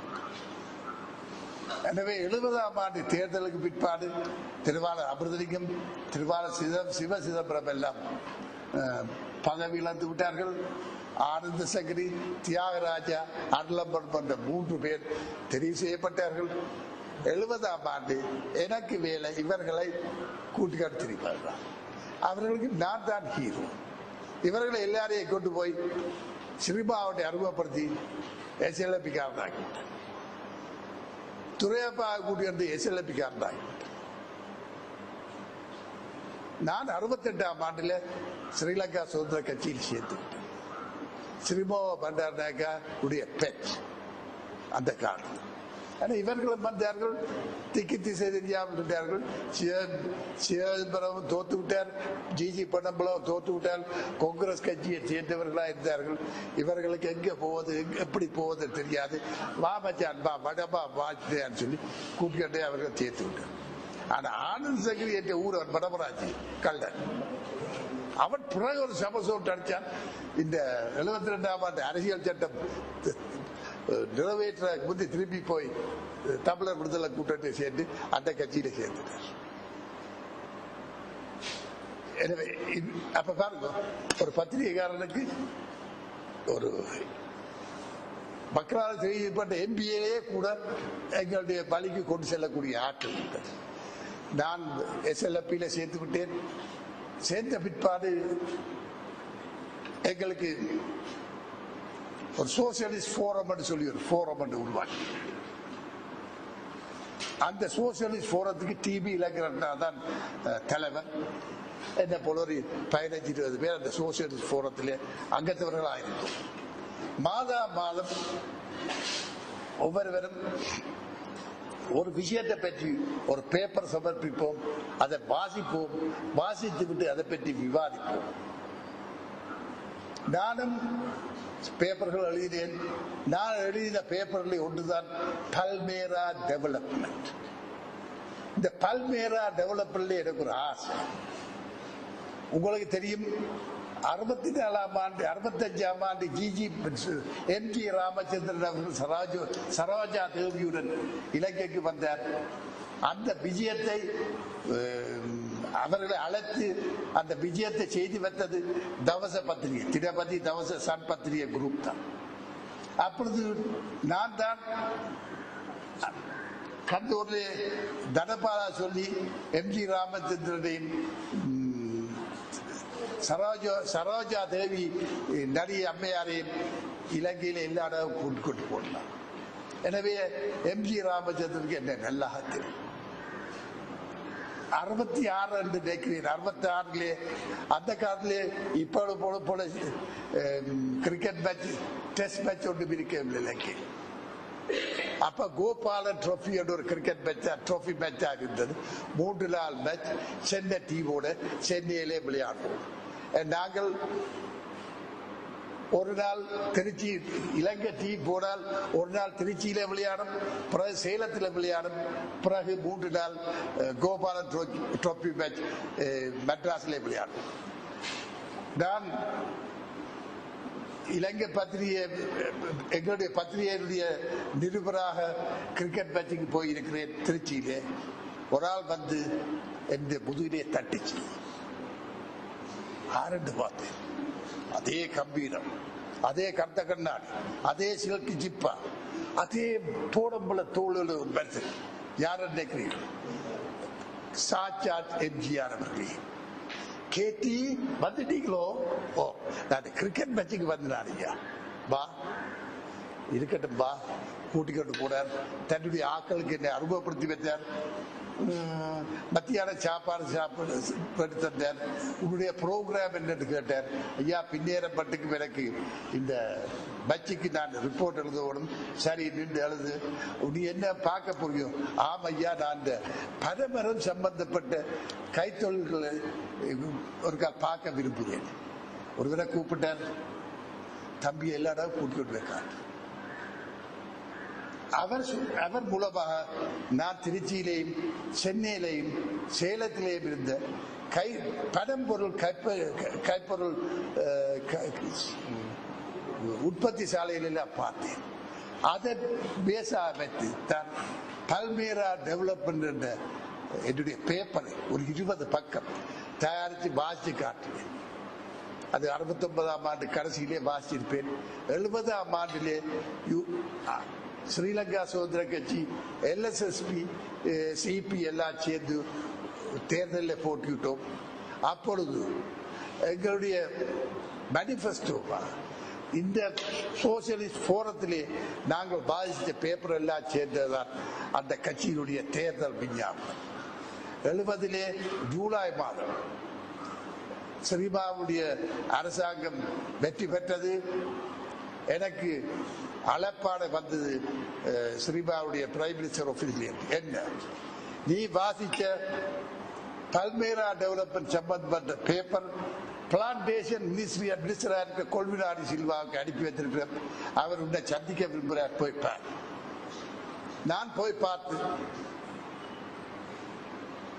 அவருடைய ஆபீசர்ஸ், அப்ப அவருடைய செக்ரட்டரி ஒரு லெப்ட் பேர் டக்கெட்டு வருதில்ல, விளக்கப்படுத்தினேன். சரி என்று சொல்லி தீர்மானித்த ஒரு சப் கமிட்டி ஒன்று உருவாக்குறது. டாக்டர் சுப்பிரமணியம், சிவசுப்பிரமணியம், ஜஸ்டிஸ் சிவசுப்பிரமணியம் தலைமையில் ஒரு ஒரு சப் கமிட்டி உருவாக்கி அது உலகம் முழுவதும் எல்லாம் சுற்றி அடிச்சு கடைசியிலேயே 77ஆம் ஆண்டு பல்மேரா டெவலப்மெண்ட் சம்பந்தப்பட்ட அறிக்கையை சமர்ப்பித்தார்கள். அதுக்கு பல்மேரா டெவலப்மெண்ட் போர்டை கோகனட் டெவலப்மெண்ட் ஆக்டிலே அதே போல அதை திருத்தி இந்த பல்மேரா டெவலப்மெண்ட் போர்டை அமைப்பதென்று தீர்மானித்தார். ஆனால் அவர்கள் தீர்மானித்த பொழுது அரசாங்கம் முடிந்து விட்டது. ஜிஆருடைய அரசாங்கம் வந்தது. KC நித்யானந்தத்தை பல்மேரா பரம்பொருள் அபிவிருத்தி சபைக்கு தலைவராக்கினார்கள். KC நித்யானந்தம் வேறு யாரும் இல்லை, எங்கள் மாண்புமிகு அமைச்சர் டக்ளஸ் தேவானந்தாவுடைய பெரியதப்பனோ சிறியதப்பன் அமைச்சர் டக்ளஸ் தேவானந்தா பிரைவேட் செக்ரட்டரியா இருந்தார். இன்று அந்த பல்மேரா நான் பிதாமகன் நான் அந்த பல்மேரா டெவலப்மெண்ட் போர்ட்டை தான் இன்றைக்கு நடத்தி கொண்டிருக்கிறார். கிறிஸ்தவ பகுதியில் இருக்கிறவர்களும் இருக்கிறீர்கள் என்று நான் அறிகிறேன். உங்களுக்கு ஒரு தகவல், இன்றைக்கு முந்திரிகை கிரேப்ஸ் என்று சொல்லப்படுகிற சாமான் இன்றைக்கு எங்களுக்கு 40% தேவையான முந்திரிகை இந்த நாட்டிலே உற்பத்தி ஆகுது. இந்த முந்திரிகளுடைய பிதாமகன் யார்? என்னன்னு இந்த நாட்டிலே முந்திரிகை அறிமுகப்படுத்தப்பட்டது யாருக்காவது தெரியுமா? இந்த விவசாய மன்றத்திலே நான் ஒரு முறை வந்து ஒரு $1000 பெறுமதியான விதைகள் அன்பளிப்பு செய்தேன். அப்பொழுது நான் கூறினேன், அதைத்தான் உங்களுக்கு மீண்டும் சொல்ல விரும்புகிறேன். 60ஆம் ஆண்டு நான் இஸ்ரேலுக்கு போயிட்டு வந்த பொழுது 5 தடி நான் கொடுத்தேன், கிரேப் தடி. அந்த 5 தடியை நான் நம்ம நாட்டு விவசாயிகளுக்கு கொடுத்தேன். அதில் 3 முளைத்தது. பிற்பாடு கே திருவண்ணம் அவர்களும் 5 தடி கொண்டு கொடுத்தார். இதுதான் இந்த நாட்டிலே கிரேப் உருவான கதை. விவசாயத்தில் இருக்கிறவர்கள் உங்களுக்கு தெரிய வேண்டும். என்னுடைய ஹோபியே மரங்கள் வளர்ப்பது. மரங்களை வணங்குவது என்பது தமிழருடைய பண்பாடு. உங்களுக்கு தெரியும், கோயில்களிலே ஆலய விருட்சம் என்று சொல்லி ஒரு விருட்சம் இருக்கு. மூலவரை வணங்குகிற பொழுது ஆலய விருட்சத்தை நாங்கள் வணங்குவோம். அதே போல புத்தர்களும் அரச மரத்தை வணங்குகிறார்கள். மரத்தை வணங்குவது மனிதனுடைய பண்பாடு. எனவே மரத்தை வளர்ப்பதும் முக்கியமான விஷயம். பண்டிகைக்கு போய் பாலை மரத்தையும் முதிர மரத்தையும் பட்டி கொண்டு காடை அழிப்பதல்ல, மரத்தை வளர்க்க வேண்டும். ஆனால் எங்களுடைய முன்னாள் போராளிகள் வன்னி முழுதும் தேக்க மரம் நட்டுன்றதை பார்த்தேன், வன்னி முழுதும் பனைமரம் நட்டுன்றதை பார்த்தேன். என்னவோ ஒரு சின்ன நல்ல செயல் செய்திருக்கிறார். அதே போல மரத்தை வளர்க்கணும். இன்றைக்கும் என்னுடைய வீட்டிலே எத்தனையோ மரங்கள், இலங்கையில இல்லாத மரங்கள் நான் வச்சிருக்கிறேன். அதுக்கு முந்தநாத்து நான் கொழும்புலேருந்து வர்ற பொழுது மடுவுக்கு போயிட்டு ஒரு பிரான்சிலேருந்து ஒரு மாப்பிள்ளையை கொடுத்து நாங்கள் அந்த பொம்பளையை பார்த்து காட்டி விட்டு திருப்பி திருக்கேதீஸ்வரம் பார்த்தோம். திருக்கேதீஸ்வரத்திலே வைத்து திருக்கேதீஸ்வர புனருத்தான சபை செயலாளர் புலவர் ஐயா அவர்களிடம் 2 சந்தன மரம் கையெழுத்து, இந்த அளவு உயரத்திலே 2 சந்தன மரம் கண்டு கொண்டு கையெழுத்து அவருடைய நந்தவனத்திலே நடுவதற்கு. அவர் அதை எப்படி நடுவது, அதற்கான வழிமுறைகளை சொல்லி, அதுக்கு இந்த சந்தன மரம் வளரணும் என்றால் நீங்க கிருஷ்ணா பகுதியில் இருக்கிறவர்களுக்கு கவனிக்க வேண்டும்.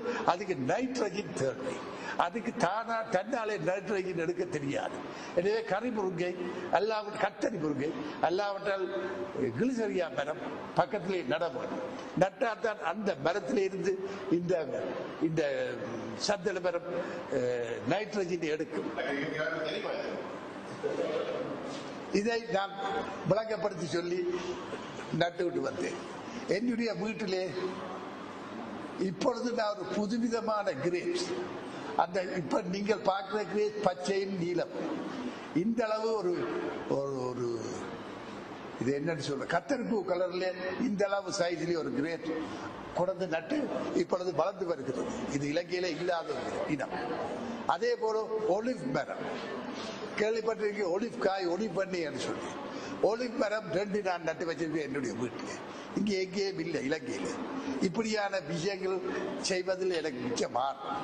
இந்த விவசாயத்தில் எத்தனை அதே தான் நான் ஒரு முறை வந்த பொழுது $1000 பெறும்படியான விதைகளை கொண்டு இங்கேயா அல்லது இங்கே தான் இங்கே ஒரு விவசாய திணைக்களத்திலே நான் அதான் அந்த விதைகளை எல்லாருக்கும் பங்கிட்டு கொடுத்துறான். எனவே தெரிய வேண்டும், ஒரு ஊடகவியலாளர் சொன்னால் பல விஷயங்களிலே உங்களுக்கு அக்கறை இருக்க வேண்டும். இன்னொரு விஷயம் நான் உங்களுக்கு கட்டாய குறிப்பிட வேண்டும். எனக்கு தண்ணி தான். இன்னொரு விஷயம் நான் உங்களுக்கு சொல்ல வேண்டும். உங்களுக்கு தெரியும், நான் சொன்னேன் திருச்செல்வம் ஐயா அவர்களை பற்றி சொன்னேன். நீலன் திருச்செல்வத்துடைய அப்பா அவர் தான் அந்த கண்டத்திலே பலாரண்டு அடிமர் நேரம் சொன்னேன். அவர் உலக தமிழ் ஆராய்ச்சி மாநாடு 1966ஆம் ஆண்டு என்று நிகழ்வு சென்னையிலே நடந்தது. அறிஞர் அண்ணாதுரை அப்ப முதலமைச்சர், அவருடைய தலைமையிலே அந்த உலக தமிழ் ஆராய்ச்சி மாநாடு நடந்தது. அன்பார்ச்சுனேட்லி அந்த நேரத்திலே எங்களுடைய நாட்டில் இருக்கிற எந்த தமிழ் அறிஞருடைய சிலையும் அவர் வைக்கவில்லை. எங்களுடைய திருச்செல்வம் ஐயா போய் இங்கே குமளி இருக்கிற தமிழ் மக்களை என்று தமிழ் பேசிவிட்டு வந்துவிட்டார். என்னென்னு பேசினார், இங்கே குமிழி இருக்கிற தமிழ் மக்களே. அவர் என்ன செய்வார், தமிழ் பேசியிருந்தாலும் அவர் தமிழ் பேசினார். அவரை தமிழரசு கட்சி நீதான் எங்களுடைய பிரதிநிதி அனுப்பினால் அவர் என்ன செய்வார் வந்தார். அப்பொழுது எங்களுக்கு பெரிய மன பேது. இவ்வளவு தமிழர்கள் 6 நாவலர் போன்ற ஒரு பெரிய ஒரு பிரதர் எங்கள் மத்தியை வாழ்ந்திருக்கிறார். அவருக்கு ஒரு சிலவற்று எழுத்து ரூபத்தை தந்தவர். எத்தனையோ நூல்களை கரையான் புத்திரி என்று எடுத்து மறுபிரசுரம் செய்தவர். இப்படிப்பட்ட ஒரு பெரிய அறிஞனுக்கு ஒரு சிலவைக்க கலைஞர் அறிஞர் அண்ணாத்துல தவறி விட்டார் என்ற கோபம். நானும் சிவநாயகன் உதய தினபதி பத்திரிகை ஆசிரியர் இதுக்கு என்ன செய்வோம் என்று யோசிச்சு எங்களுடைய பத்திரிகையில சிலையோட்டு வச்சு முடிச்சுக்கிட்டோம். பிற்பாடு அதோடு நான் முடிக்காம அப்பொழுது ஒரு நீதியரசர் பேர் வருதுல ஞாபகம் பிறகு சொல்லுவேன். அவரும் சேர்ந்து ஒரு நாவலர் அசோசியேட் ஒன்று உருவாக்கி ஒரு சிலை வைப்பதற்கு ஏற்பாடுகள் செய்தோம். அப்பொழுது ரத்த சபாபதி என்று சொல்லி மைகண்டான் பத்திரிகையுடைய மைகண்டானுடைய உரிமையாளர் ரத்த சபாபதி மைகண்டான் கலண்டர் கேள்விப்பட்டிருக்கிறார். அதனுடைய உரிமையாளர் நீதிராஜான்னு சொல்லி ஆனபிடி உரிமையாளர், அவர் தான் செயலற்றா எல்லாம் வந்தவர். இவர்கள் அதை சேர்த்து 6 நாவலருக்கு நாங்கள் ஒரு சிலை வைப்பதற்கு முடிவெடுத்தோம். அந்த சிலைக்கு எங்களுக்கு 6 நாவலர் கருப்பா இருப்பாரா சிவப்பா இருப்பாரா யாருக்குமே தெரியாது. நாவலர் ஐயா உங்களுக்கு தெரியும், முதலிலே தமிழ் மொழி மூலம் கல்வி கற்பிக்க வேண்டும் என்று சொல்லி ஒரு இயக்கத்தை உருவாக்கி 3 பாடசாலைகளை நிறுவி தமிழ் பாடங்கள் சிலபஸ் இதெல்லாம் அவரே தயாரித்து புத்தகங்கள் எடுத்து தமிழ் மொழி கல்வியை முதலிலே அறிமுகப்படுத்திய பெரியார். அந்த பெரியார் கருப்பா இருப்பாரா சிவப்பா இருப்பாரா என்று யாருக்கு தெரியாது. என்ன செய்வது, ஒரு மொடலை போடுவோம். தென்குலோரியூர் கடவுள் பிள்ளையர் சொல்லி ஒருவர் இருந்தார். அவர் அரசாங்கத்திலே வேலை செய்வர். புத்தகங்கள் 4 எழுதியிருக்கிறார். எனக்கு வைத்தினர் கூட மொட்டத்தலை அவரை இருத்தி இவரும் பேரோட ஒரு ஒரு ருத்ராஜங்க மாலையை வச்சு இவர் தான் ஆர்கோனாவல். இன்றைக்கு நீங்கள் பார்க்கிற ஆர்கோனாவல் படம் தென்குலோரியூர் கடவுள் பிள்ளையுடைய படம் தான் ஆர்கோனாவல். அவரை பொருளா வைத்தெடுத்து அவரை பொருளா வைத்தெடுத்து ஆர்கோனாவல் சிலையை வெளியிட்ட அன்றைக்கு அப்பொழுது குமாரசூரிய தபால் அமைச்சரா வந்துட்டார். அவரை பற்றி முதல் நாள் தினவு முத்திரை வெளியிட்டு கொழுப்புல இருந்து ஊர்வலமாக கொடுத்து நல்லூரிலே வந்து. எனவே இது தெரிய வேண்டும் உங்களுக்கு. இவையெல்லாம் வேறு சொல்கிறேன் சொன்னார். ஊடகத்திலே இருக்கிறவன் இந்த நாட்டுடைய சரித்திரத்தையே மாற்றி அமைக்க அது மாத்திரம் நான் முடிக்கவில்லை. யாராவது புலோலி பருத்தித்துறைக்கு போயிருக்கிறீர்கள் நீங்கள் ஓகே. உங்களுக்கு தெரியும், புலோலி பல்லவ கூட்டுறவு சங்கத்திலே ஒரு சிலை இருக்கிறது. மத்திய சந்திக்கு போகிற பொழுது அதிலே இன்னொரு சிலை இருக்கிறது. அவர் தென்புலோலி கந்த முருகேசனர். அவரை பார்ப்பதற்கு அந்த காலத்திலே டிஎம்கே சேர்ந்த பல பிரபுவர்கள் வந்தார்கள். அவர் ஒரு கம்யூனிஸ்ட் சித்தாந்தத்தில் உள்ளவர், படிப்பறிவில்லாதவர், பாரசவாதமுடையவர். ஆனால் அந்த காலத்தில் 52, 50, 53 ஆண்டிலே BA தமிழுக்கு பாடம் சொல்லிக் கொடுத்தவர். ஹார்ட்லி காலேஜிலே பிரின்சிபலா டெபியூட்டி பிரின்சிபலா இருந்து பிரின்சிபலா வந்த ST சாமியல் என்ற பெரியவர் அவர்கிட்டத்தான் போய் நிலத்திலே இருந்து பாரசவாதம் சம்பானிக்கால் கூட்டிக் கொண்டுதான் இருப்பார். அவர்கிட்டத்தான் போய் தமிழ் படித்தார். மற்றது புலோலி சங்கத்தை பக்கத்தில் இருக்கிறவருக்கு பேர் மேல புலோலியூர் சதாவதானி கதிரவேல் பிள்ளை. அவருக்கு ஒரு சிலை வைத்தோம். இந்த சிலைகள் எல்லாம் யார் வைத்தார்கள் யாருக்கு தெரியுமா?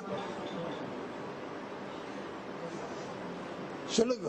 இந்த சிலையை 76ஆம் ஆண்டு 75ஆம் ஆண்டு வைத்த சிலை இன்றைக்கு இருக்கிறது. யார் வைத்தவர்கள் என்று யாருக்கு தெரியுமா? அடியேன் தான் பெரியார் செய்திருப்பாரு இந்த நல்ல காரியம். நானே தான் அந்த காலத்து புலோலி பல்லரவு கூட்டுறவு சங்கத்தின் தலைவராயிருந்த பொழுது எனக்கு மாதம் 280 ரூபாய் எலவன்ஸ் கிடைச்சது. மற்றது ஒரு கூட்டத்துக்கு போனால் 10 ரூபாய் எலவன்ஸ். அப்ப கிட்டத்தட்ட ஒரு மாதம் 290 ரூபாய் எனக்கு கிடைக்கும். என்னுடைய எலவன்ஸ் காசு எல்லாத்தையும் பெற்று சதாவதானி பத்து மேல தென்புலோலி என்ன பேர் சொன்னான், அது மேலப்புலோலி தென்புலோலி, அவருக்கும் இவருக்கும் சமாளிப்புக்கு பேர் வராது, அவருக்கும் இவருக்கும் சிலவத்தை. அது இந்த யுத்த காலத்திலே எல்லாம் நின்று 2009ஆம் ஆண்டுக்கு பிற்பாடும் அதிலேயே தான் நின்றது. பிறகு ஆர்டிஏ சொன்னாங்க அந்த சிலையை நாங்கள் எடுத்து அங்க தள்ளி வைக்க போறோம். அந்த கோடர்ல இருக்கிற சிலையை தொடர்ந்தார். அப்பொழுது இருந்த ஏர்ஃபோர்ஸ் கமாண்டர் பிறகு செக்ரட்டரி ஆர்டிஏ வந்தார், என்னுடைய நண்பர். சொன்னேன் டெலிபோன் பண்ணி, please see that your people don't touch my statue, okay? அடிச்சாரு இங்கே கேள்வி, who is that stupid regional engineer RDA? Yes sir, I am the Air Force commander. I am sir. Don't touch that statue, no. If you want to enlarge the road, enlarge it by left side or right side. Let that statue stay there, right? Order போடு பிச்சு. பிறகு 1ஆம் தேதிக்கு பிற்பாடு வரப்போற ராணுவ தளபதி general டயா Ratnayake என்னுடைய நண்பர் ஸ்வீடன்ல இருந்து அடிச்ச நடத்த கோல், டயா please do me a favor.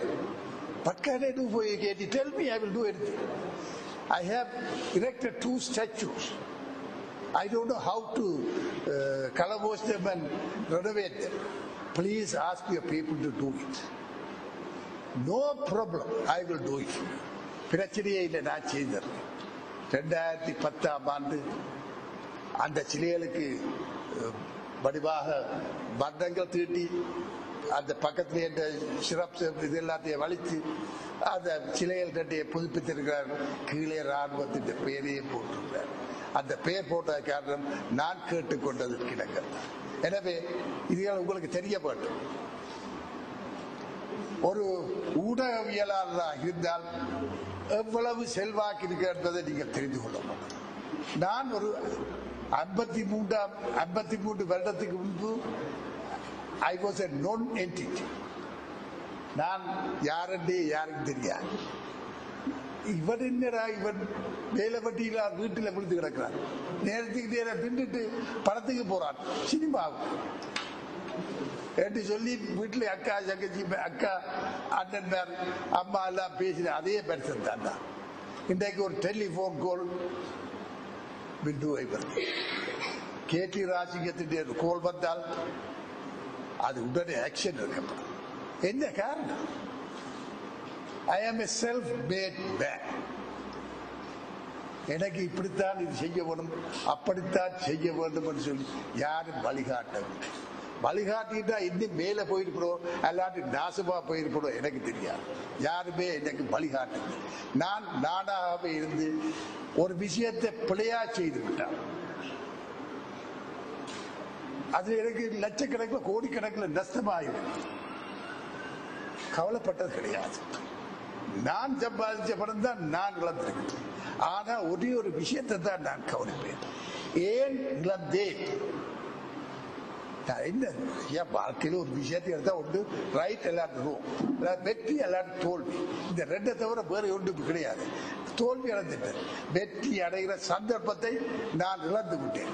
ஏன் அந்த சந்தர்ப்பத்தை இழந்தேன் ஆராய்ந்து பிறகு மற்ற முறை அந்த தவறு செய்யாமல் நான் நடந்து கொள்வேன். எனவே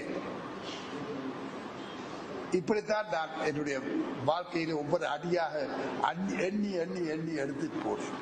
நீங்களும் ஒவ்வொரு அடியாக எடுத்து வைக்க வேண்டும். உங்களுக்கு நான் அந்த காலத்திலே எந்த விதமான கம்ப்யூட்டர் டெலிபோன் ஒரு வசதியும் இல்லாத காலத்திலே வாழ்ந்தான். 19 வயதிலே பருத்தித்துறையிலே மூலக்கடை என்று ஒரு கடை இருந்தது. பருத்திர சந்தை ரவுண்ட் அபவுட்ல மூலக்கடை என்று ஒரு கடை, ஒரு முஸ்லீம்களுடைய கடை. எனக்கு ஒரு யாழ்ப்பாணத்திலே ஹொலண்ட் எம்பசடர் வரப்போறார். என்னுடைய இன்விடேஷன் கேட்டு பருத்தித்துறைக்கு பாருங்க. அந்த காலத்தில் என்ற ரேஞ்ச் ஹொலண்ட் எம்பசடர் பருத்தித்துறைக்கு அழைக்கிற அளவுக்கு என்ற ரேஞ்ச் இருந்தது 19 வயதில். அப்ப அவரோட கதைக்கு ஒரு யாழ்ப்பாணம் மூலக்கடையில போய் கேட்டேன், பாய் நான் ஒரு டெலிபோன் இருக்க போறேன். தாராளமா எடுத்து பேசி என்ன மாதிரி டெலிபோன் பேசுற சொல்லட்டும் ஒரு கரும்பு தெரியாது. ஒரு விதமா எடுத்து காதுக்குள்ள வைக்கிறது, பேக்ல வைக்கிற காதுக்குள்ளே பச்சு பண்ணிட்டு செப்டம்பரா ஒன்று சொல்றாங்க டயல் பண்ணா தானே வரும். அப்ப ஓடி வந்தார் அந்த முதலாளி, அப்படி இல்லை இப்படி வைக்கணும் சொல்லுங்க. அதுதான் இப்படி வச்சாலும் என்று அடக்க பார்த்துறான். சரிதோ விழுந்தாலும் பிசிஎல் பட்புட்டையில பாருங்க. பிறகு அவரை அடிச்சு தட்டார். அதுக்குள்ளதான் ஹொலண்ட்ல அம்பாசடர் யாழ்ப்பாணத்தில் வந்திருந்தவரோட கழிச்சு அவரை கூட்டி கலந்து மகாத்மா தியேட்டர்ல ஒரு ஆர்ட் ஷோ ஒன்று நடத்திட்டார். ஆர்ட் ஷோ நடத்தி போட்டு அந்த ஒரு மாஸ்டர் அவருக்கு ஒரு அவார்ட் கொடுக்க கேட்டேன். அவன் சொல்லி ஷோ ஆர்ட் ஷோவா கத்தரிக்கை இவருக்கெல்லாம் நானா கொடுக்குறது ஆக்சுவலி கூட அவர் போய் சேர்ந்துட்டார். பிறகு அதுக்கு ஒரு சமாளிப்பு அவசரமா தந்தி வந்து அவர் போறார். இவோட என்ன கொடுக்க சொன்னார், நான் தான் எவோட் கொடுத்தேன். இதெல்லாம் சமாளி பத்திரிகையில இதெல்லாம் தெரிய வந்த நுட்பக்கம். இது என்னுடைய யாரையும் இவ்வளவு சுவாரஸ்யமான அனுபவங்களை உங்களுக்கு சொல்வார்களாண்டு பத்திரிகையில என்ன செய்தி எழுதினம், பத்திரிகையில வந்தது இதுதான். அதோட சேர்ந்து இணைந்து வாழ உங்களுடைய எண்ணத்தையும் சிந்தனையும் அதுக்கு கொடுக்க வேண்டும். அப்பதான் ஒரு சின்ன ஒரு விஷயத்தை கொடுத்தாலும் அது எப்படி சிறப்பாக செய்வதை நீங்க சிந்திச்சு பாருங்க. பாட்டு தான் போட போறீங்களா ஒரு ஆச்சரியம்.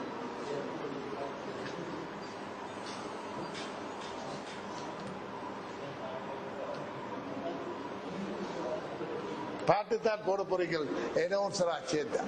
ஆனால் அதிலே நீங்கள் ஒரு ரெப்போர்ட் ஒன்று வைக்கணும் சொன்னார். எந்த ஒரு விஷயத்தையும் சிந்திச்சு பார்க்கணும். விவசாய திணைக்களத்தை சேர்ந்தவர்கள் எனக்கு ஒரு விஷயம் சொல்ல விரும்புகிறேன். பண்டிகை ஒரு தண்ணி குடிச்சு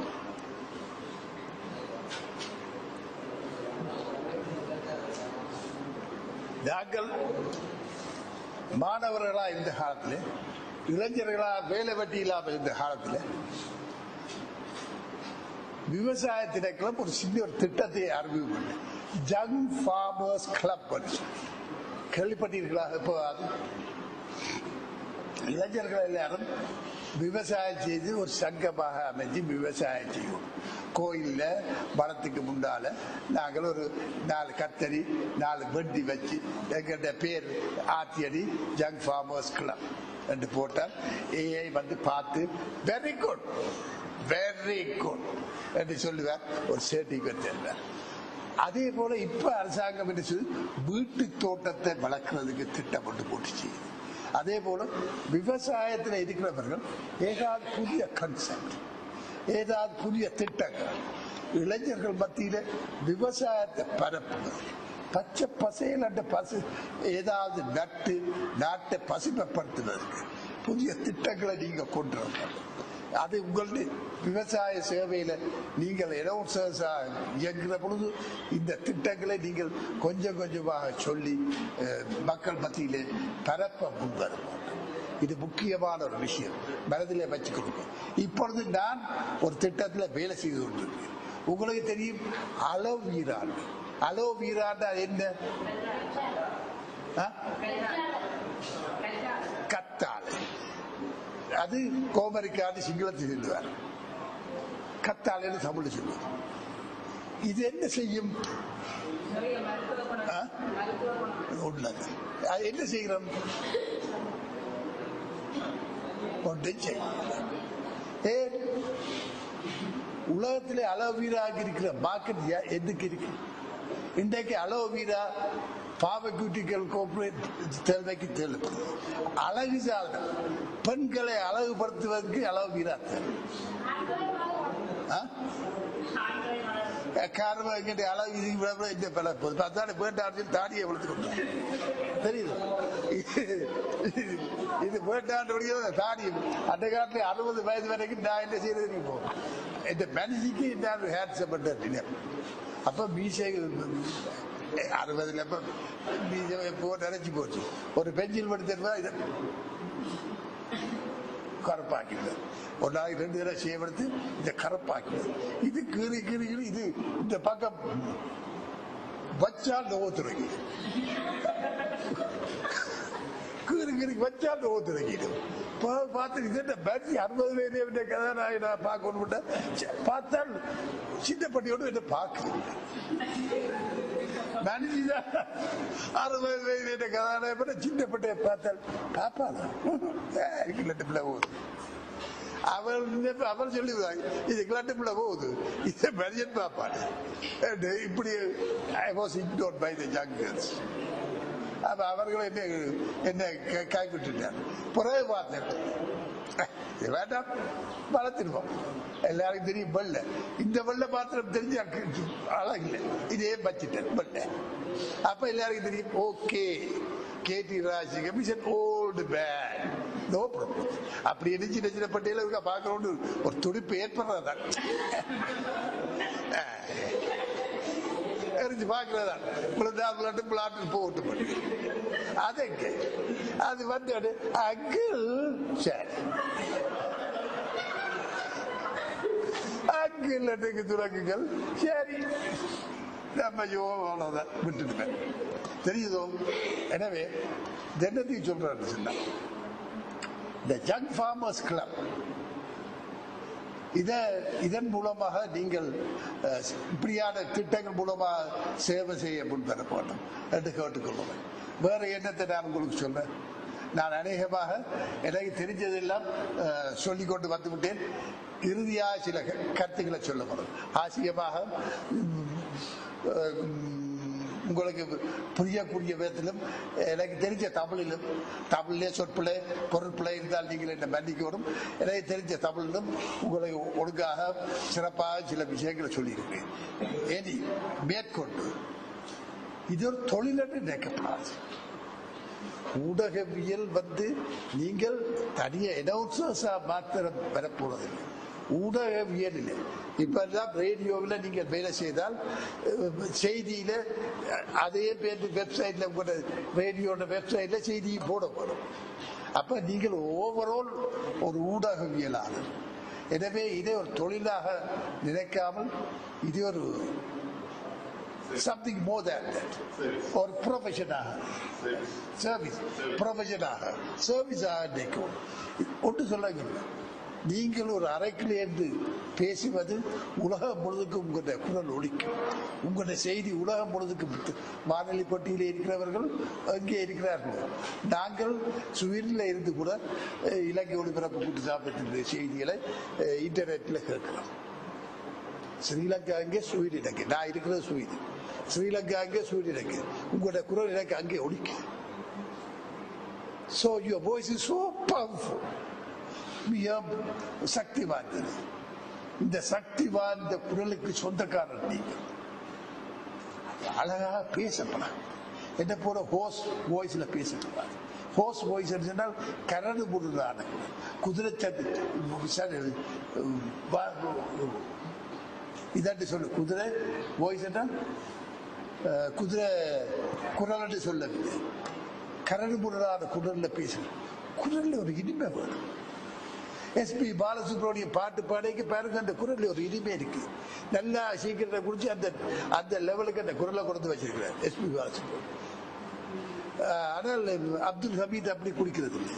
அவன்கிட்ட குரல் ஒரு ஒரு இனிமை கலந்த கரடுமுறை தன்மை இருக்கு. எனவே உங்களோட குரல்லையே இனிமை இருக்கும். சில நேற்று முந்தநாத்து நான் கார்ல வர்ற ஒரு ரேடியோ கேட்டு வந்தேன். ஒரு பொம்பளை பிள்ளை வர்ணம் ரேடியோல ஒரு பொம்பளை பிள்ளை அனௌன்ஸ் பண்ணிச்சது. அதே போல செய்தி வாசிச்சது. எந்த விதமான தங்கு தடை இல்லாமல் அறுத்து மற்றது குரல் ஒரே சீராக மிக இனிமையாக அந்த பிள்ளை அந்த செய்தியை வாசிக்கிறது. அதே போல நீங்கள் வாசிக்கிற பொழுது குளறி படிப்படப்படாது, மன்னிக்க வேண்டும் என்று சொல்லப்படாது. வாசிச்சால் வாசிச்சால் செய்தி வாசிக்க போறீர்கள், நிகழ்ச்சி செய்ய போறீர்கள், வடிவாக எழுதி வச்சிருக்கோம். எழுதி ஒரு தரத்துக்கு 2 தரம் படித்து பிராக்டிஸ் பண்ணணும், நோட்ஸ் போடணும். இதுல ஸ்டாப் பண்றதுக்கு ஒரு கோடு, தொடர்ந்து எம்பசைஸ் பண்றதுக்கு அது குறியீடு, இதெல்லாம் தெரிந்திருக்க போறோம். தெரிந்தால்தான் ரேடியோல இதெல்லாம் நீங்கள் தான் வாசிக்க போறீர்கள். சில போல வாசிக்கிற பொழுது உங்களுக்கு தடுமாற்றம் ஏற்படும். அந்த தடுமாற்றங்கள் ஏற்படக்கூடாது. பேசுகிற பொழுது நோட்ஸ் இல்லாமல் நீங்கள் லிசனர்ஸோட பேசுகிற பொழுது நீங்கள் நிதானமாக பேசணும். நான் ரேடியோல பேசுகிறேன், ஐயோ புலவிட்டுரோன்னு நினைக்கப்படாது. To err is human. என்ன? To err is human. என்ன என்ன புலவிடுவது மனித இயல்பு. புல வராமல் இருக்க வேண்டும். அங்கால வேறு அந்த பழமொழி to forgive is divine என்று முடியும். அந்த பழமொழி நான் அதில் ஒரு எனக்கு வசதி எதுவோ அதைத்தான் தூக்கி பிடிச்சிருக்கேன். to err is human and to forgive is divine. மன்னிப்பது புலவிடுவது மனிதத்தன்மை, மன்னிப்பது தெய்வீக தன்மை. அவன் பழமொழி சொன்னார், எனக்கு அவன் பழமொழி சொல்லு, எனக்கு எது சூட்டு அதைத்தான் நான் பாவிக்கிறேன். எனவே புலவிடலாம், அதை நெடுக புலவிடப்படாது. ஒரு கால் பிளவிடலாம், 2 தரம் பிளவிடலாம், ஆரம்பத்தில் பிளவிடலாம், ஆனால் தொடர்ந்து பிளவிடப்படாது. இதை மனதில் வச்சுக்கணும். எனவே குரல் பலம் முக்கியம். அதுக்கு practice makes a man. Man என்று தான் சொன்னா உமனையும் சேர்த்துக்கணும். மேன் ஒரு woman perfect. Practice make a man ஒரு உமன் பர்ஃபெக்ட். எனவே நீங்கள் பிராக்டிஸ் பண்ணணும், நல்லா பேசணும். பேசினா தான் பிள்ளை ஐயா போல ஒரு நாளைக்கு டைரக்டரா தமிழ் சேவைக்கு வரலாம். அவர் அனுபவத்தை எவ்வளவு கஷ்டப்பட்டிருப்பாரு. வாழ்க்கையில டைரக்டரா அவர் குதிக்க என்ன போல அவர் எவ்வளவு கஷ்டப்பட்டு, இதுல எவ்வளவு போட்டி இந்த துறையில. பத்திரிகையில நான் நீங்கள் நினைக்கிற சுமூட் செய்திகள் நான் எல்லாம் நடந்து சொன்னேன். எனக்கு எவ்வளவு போட்டி, அப்பாடா முதுகுல குத்து, எவ்வளவு குத்து வாங்கித்தான் நிமிர்ந்து நிற்கிறேன். எத்தனை பேர் என்னை பற்றி எவ்வளவு சொல்லி இருப்பாங்க. இன்றைக்கு பாருங்க, கேடி ராஜிங்க வந்து பேரை கூகுள் பண்ணி பாருங்க, என்னை பற்றி எவ்வளவு எழுதியிருப்பாங்க. ஒரு கள்ள பயன் அது முடியும், தெரியுதோ? அப்ப இவ்வளவு போட்டியின் மத்தியில தான் நான் என்னை உருவாக்கி கொண்டு வரேன். இதே போட்டியின் மத்தியில தான் நீங்கள் உருவாகும். இது உங்களுடைய நீங்கள் மனதார விரும்பி இந்த துறையை நீங்கள் ஏற்றுக்கொண்டீர்கள் என்றால் இதுல முன்னோர்களுக்கு நிறைய இருக்கு. இன்றைக்கு நான் சொல்கிறேன், Mahinda Rajapaksa is a friend of mine for the last 45 years. ஜனாதிபதி மஹிந்த ராஜபக்ச என்னுடைய நண்பர் 45 வருட காலமாக. உங்களால சொல்ல முடியுமா? நான் சொல்வேன். 70ஆம் ஆண்டு தொடக்கம் அவரை எனக்கு தெரியும். என்னுடைய அம்மா இருந்த பொழுது என் வீட்டுக்கு செத்த வீட்டுக்கு வந்து வீட்டில் இருந்து சுடலைக்கு போய் நடந்து போய் வந்த மனுஷன். எனக்கு அவரை நல்லாக தெரியும். நான் சொல்றேன், என்னன்னு தெரியும். இந்த கர்ம பத்திரிகையில் என்ன தெரியும். கிளரிக்கல் சர்வெண்டா போயிருந்தா தெரியுமா எனக்கு? அல்லாட்டு வேற ஒரு உத்தியோகத்தில் போயிட்டா, டாக்டரா போயிட்டா எனக்கு தெரியுமா? இல்லை. இது அன்றாடம் தொடர்பு.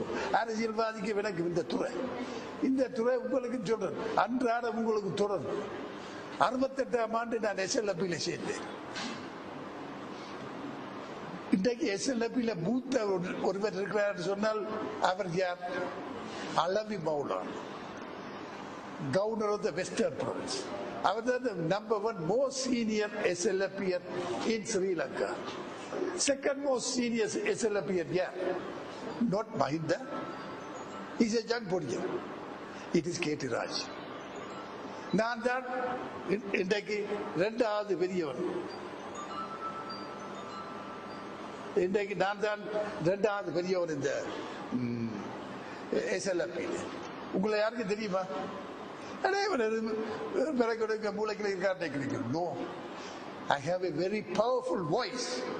What I say they do. They all listen to me. எல்லா சீனியர் மினிஸ்டர்ஸும் கேடி Rajakannan yes sir tell me என்றுதான் சொல்றாரு. நான் சொன்னால் அவர் கேட்கிறார்கள். ஏன் கேட்கிறார்கள்? என்ன நான் சொல்லுவதே அனுபவசாலி. என்னென்று வந்தது இந்த கேட்கிற தன்மை? இந்த பத்திரிகையில சேர்ந்தபடியால் தான், இந்த ஊடகத்துறையில சேர்ந்தபடியால் தான். இது உங்களுக்கு தெரியுமோ தெரியாது, தெரிந்து கொள்ளும். இதுல நீங்கள் நல்ல முறையில நீங்கள் இந்த தொழிலை நடந்து இந்த தொழிலுக்கும் உங்களுக்கும் விசுவாசமா இருந்தீர்கள் தான், ஏனோ தானோ ஒன்று நினைக்காமல் இருந்திருந்தீர்கள் சொன்னால் இன்றைக்கும் நீங்கள் முன்னேறலாம். அன்றைக்கு என்னுடைய நண்பர் ப்ரொஃபசர் அப்துல் கிரியா இங்கே ஒரு ஒர்க் ஷாப், ஜேர்னலிஸ்டுக்கான ஒரு ஒர்க் ஷாப் வச்சார். அந்த ஒர்க் ஷாப்லேயும் என்னை ஃபோர்ஸ் பண்ணி பேச வச்சார்கள். I was not prepare for that. நான் என் ஃப்ரெண்டை பார்த்துட்டு போட்டு வந்து நான் நீங்கள் பேசிக்கூட அத்துக்குரிய கேட்டபடியால் பேசினேன். ஓப்பனிங் ஸ்பீச் போட்டு நான் கிளிநொச்சியில் இருக்கிற கூட்டம் வவுனியாவில் வேட்பாளர் நியமனம், அதுக்கடுத்து கொழும்புக்கு போனேன். அந்த கூட்டத்திலே சொன்னான், அதில் போட்டு ரீஜனல் ஜேர்னலிஸ்டுக்கான ஒர்க் ஷாப். நீங்கள் நினைக்கப்படாது, நாங்கள் மாகாணத்தில் இருக்கிற ஒரு ஊடகவியலாளர்கள் எங்களுக்கு இதில் இருந்து என்னென்று தேசிய அளவிலே எங்களுடைய குரல் எட்டுப்பட்டு இல்லை. நான் புலோனியில ஆத்தியோட ஒரு குக்கிராமத்தில் என்று வெளிக்கிட்ட சேர்க்குதான் இன்றைக்கு உங்களுக்கு முன்னால் என்று பேசிக்கொண்டிருக்கேன்.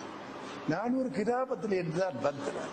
அதே போல உங்கள்கிட்ட தொழிலை நீங்கள் செய்து கொண்டு வந்தீங்கள் என்றால் ஒழுங்கா, அதாவது மகாத்மா காந்தி அங்கே போய் ட்ரெயின்ல அடிப்பட்டபடியா தான் சவுத் ஆப்பிரிக்கால மகாத்மா வந்தார். அது செய்த சரியோ புளியோ எனக்கு தெரியாது. அதே போல அன்னை தெரேசா போலண்ட்ல வந்து இந்த குட்ட நோய்கள் குஷ்ட நோய்கள் வளர்த்து இன்றைக்கு பெரிய ஒரு பிரபுராகி அவ வந்து கத்தோலிக்க பாப்பாண்டவராலே சைட்டா பின்னர்த்தப்பட்டார். எனவே நீங்கள் வரலாம், நிச்சயம் வரலாம், முன்னேறலாம், பாரத்தை தொடரலாம். பாடம் பெரிய தூரத்தில் அஞ்சு பாருங்க கூறிய இடக்கு இவ்வளவுதான் எனக்கு கொஞ்ச நேரம் பலதாண்டா இங்க போயிட்டு தொட்டு வார்த்தையை தொடரும். இதை தொடுவது உங்கள் கையில் தான். சிந்திக்க பாருங்க. அந்த காலத்துல ராஜா ராணி என்ற ஒரு படம் பார்த்த சிவாஜி கணேசன். அப்போ அந்த படத்திலே சோக்ரட்டிஸ் என்ற ஒரு நாடகம், சிவாஜி கணேசன் நாடகம். நாங்கள் அந்த காலம் தமிழ் படிச்சதே பராசக்தியில மனோரால சிவாஜி கணேசன் கர்நாடகாவே வசனத்தை படிச்சுட்டான். அதுல சோக்ரட்டில சொல்லுவேன், உன்னையே நீ அறிவாய். சிவாஜி கணேசன் குரல்ல சொல்ல பார்க்கணும் என்ன அலையலாம். அதே போல உங்களை நீங்கள் தெரிந்து கொள்ளணும். உங்களை தெரிந்து கொண்டால் உலகத்தை தெரிந்து கொள்வீர்கள். உங்களை உலகம் தெரிந்து கொள்ளும். இது மனதில் வச்சுக்கணும். உங்களை தெரிந்து கொள்ளுங்கள், நன்றாக சின்சியராக இயங்குங்கள், உங்களுக்கு நிச்சயம் நன்மை கிடைக்கும். இதைத்தான் நான் சொல்லிக்கிட்டேன். ஏதாவது கேள்வி கேட்கிறதால் 5 நிமிஷம் டைம் தரேன், கேளுங்க, கேட்கலாம்.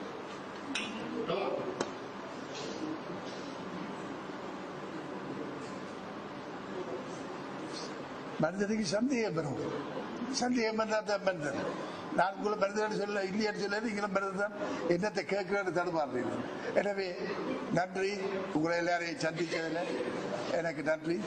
ஏதாவது இருந்தால் பிறகு எங்களுடைய இயக்குனர் கனகப்பிள்ளை ஐயா அவர்களை கேட்டு தெரிஞ்சு கொள்ளுங்கள். நன்றி, வணக்கம்.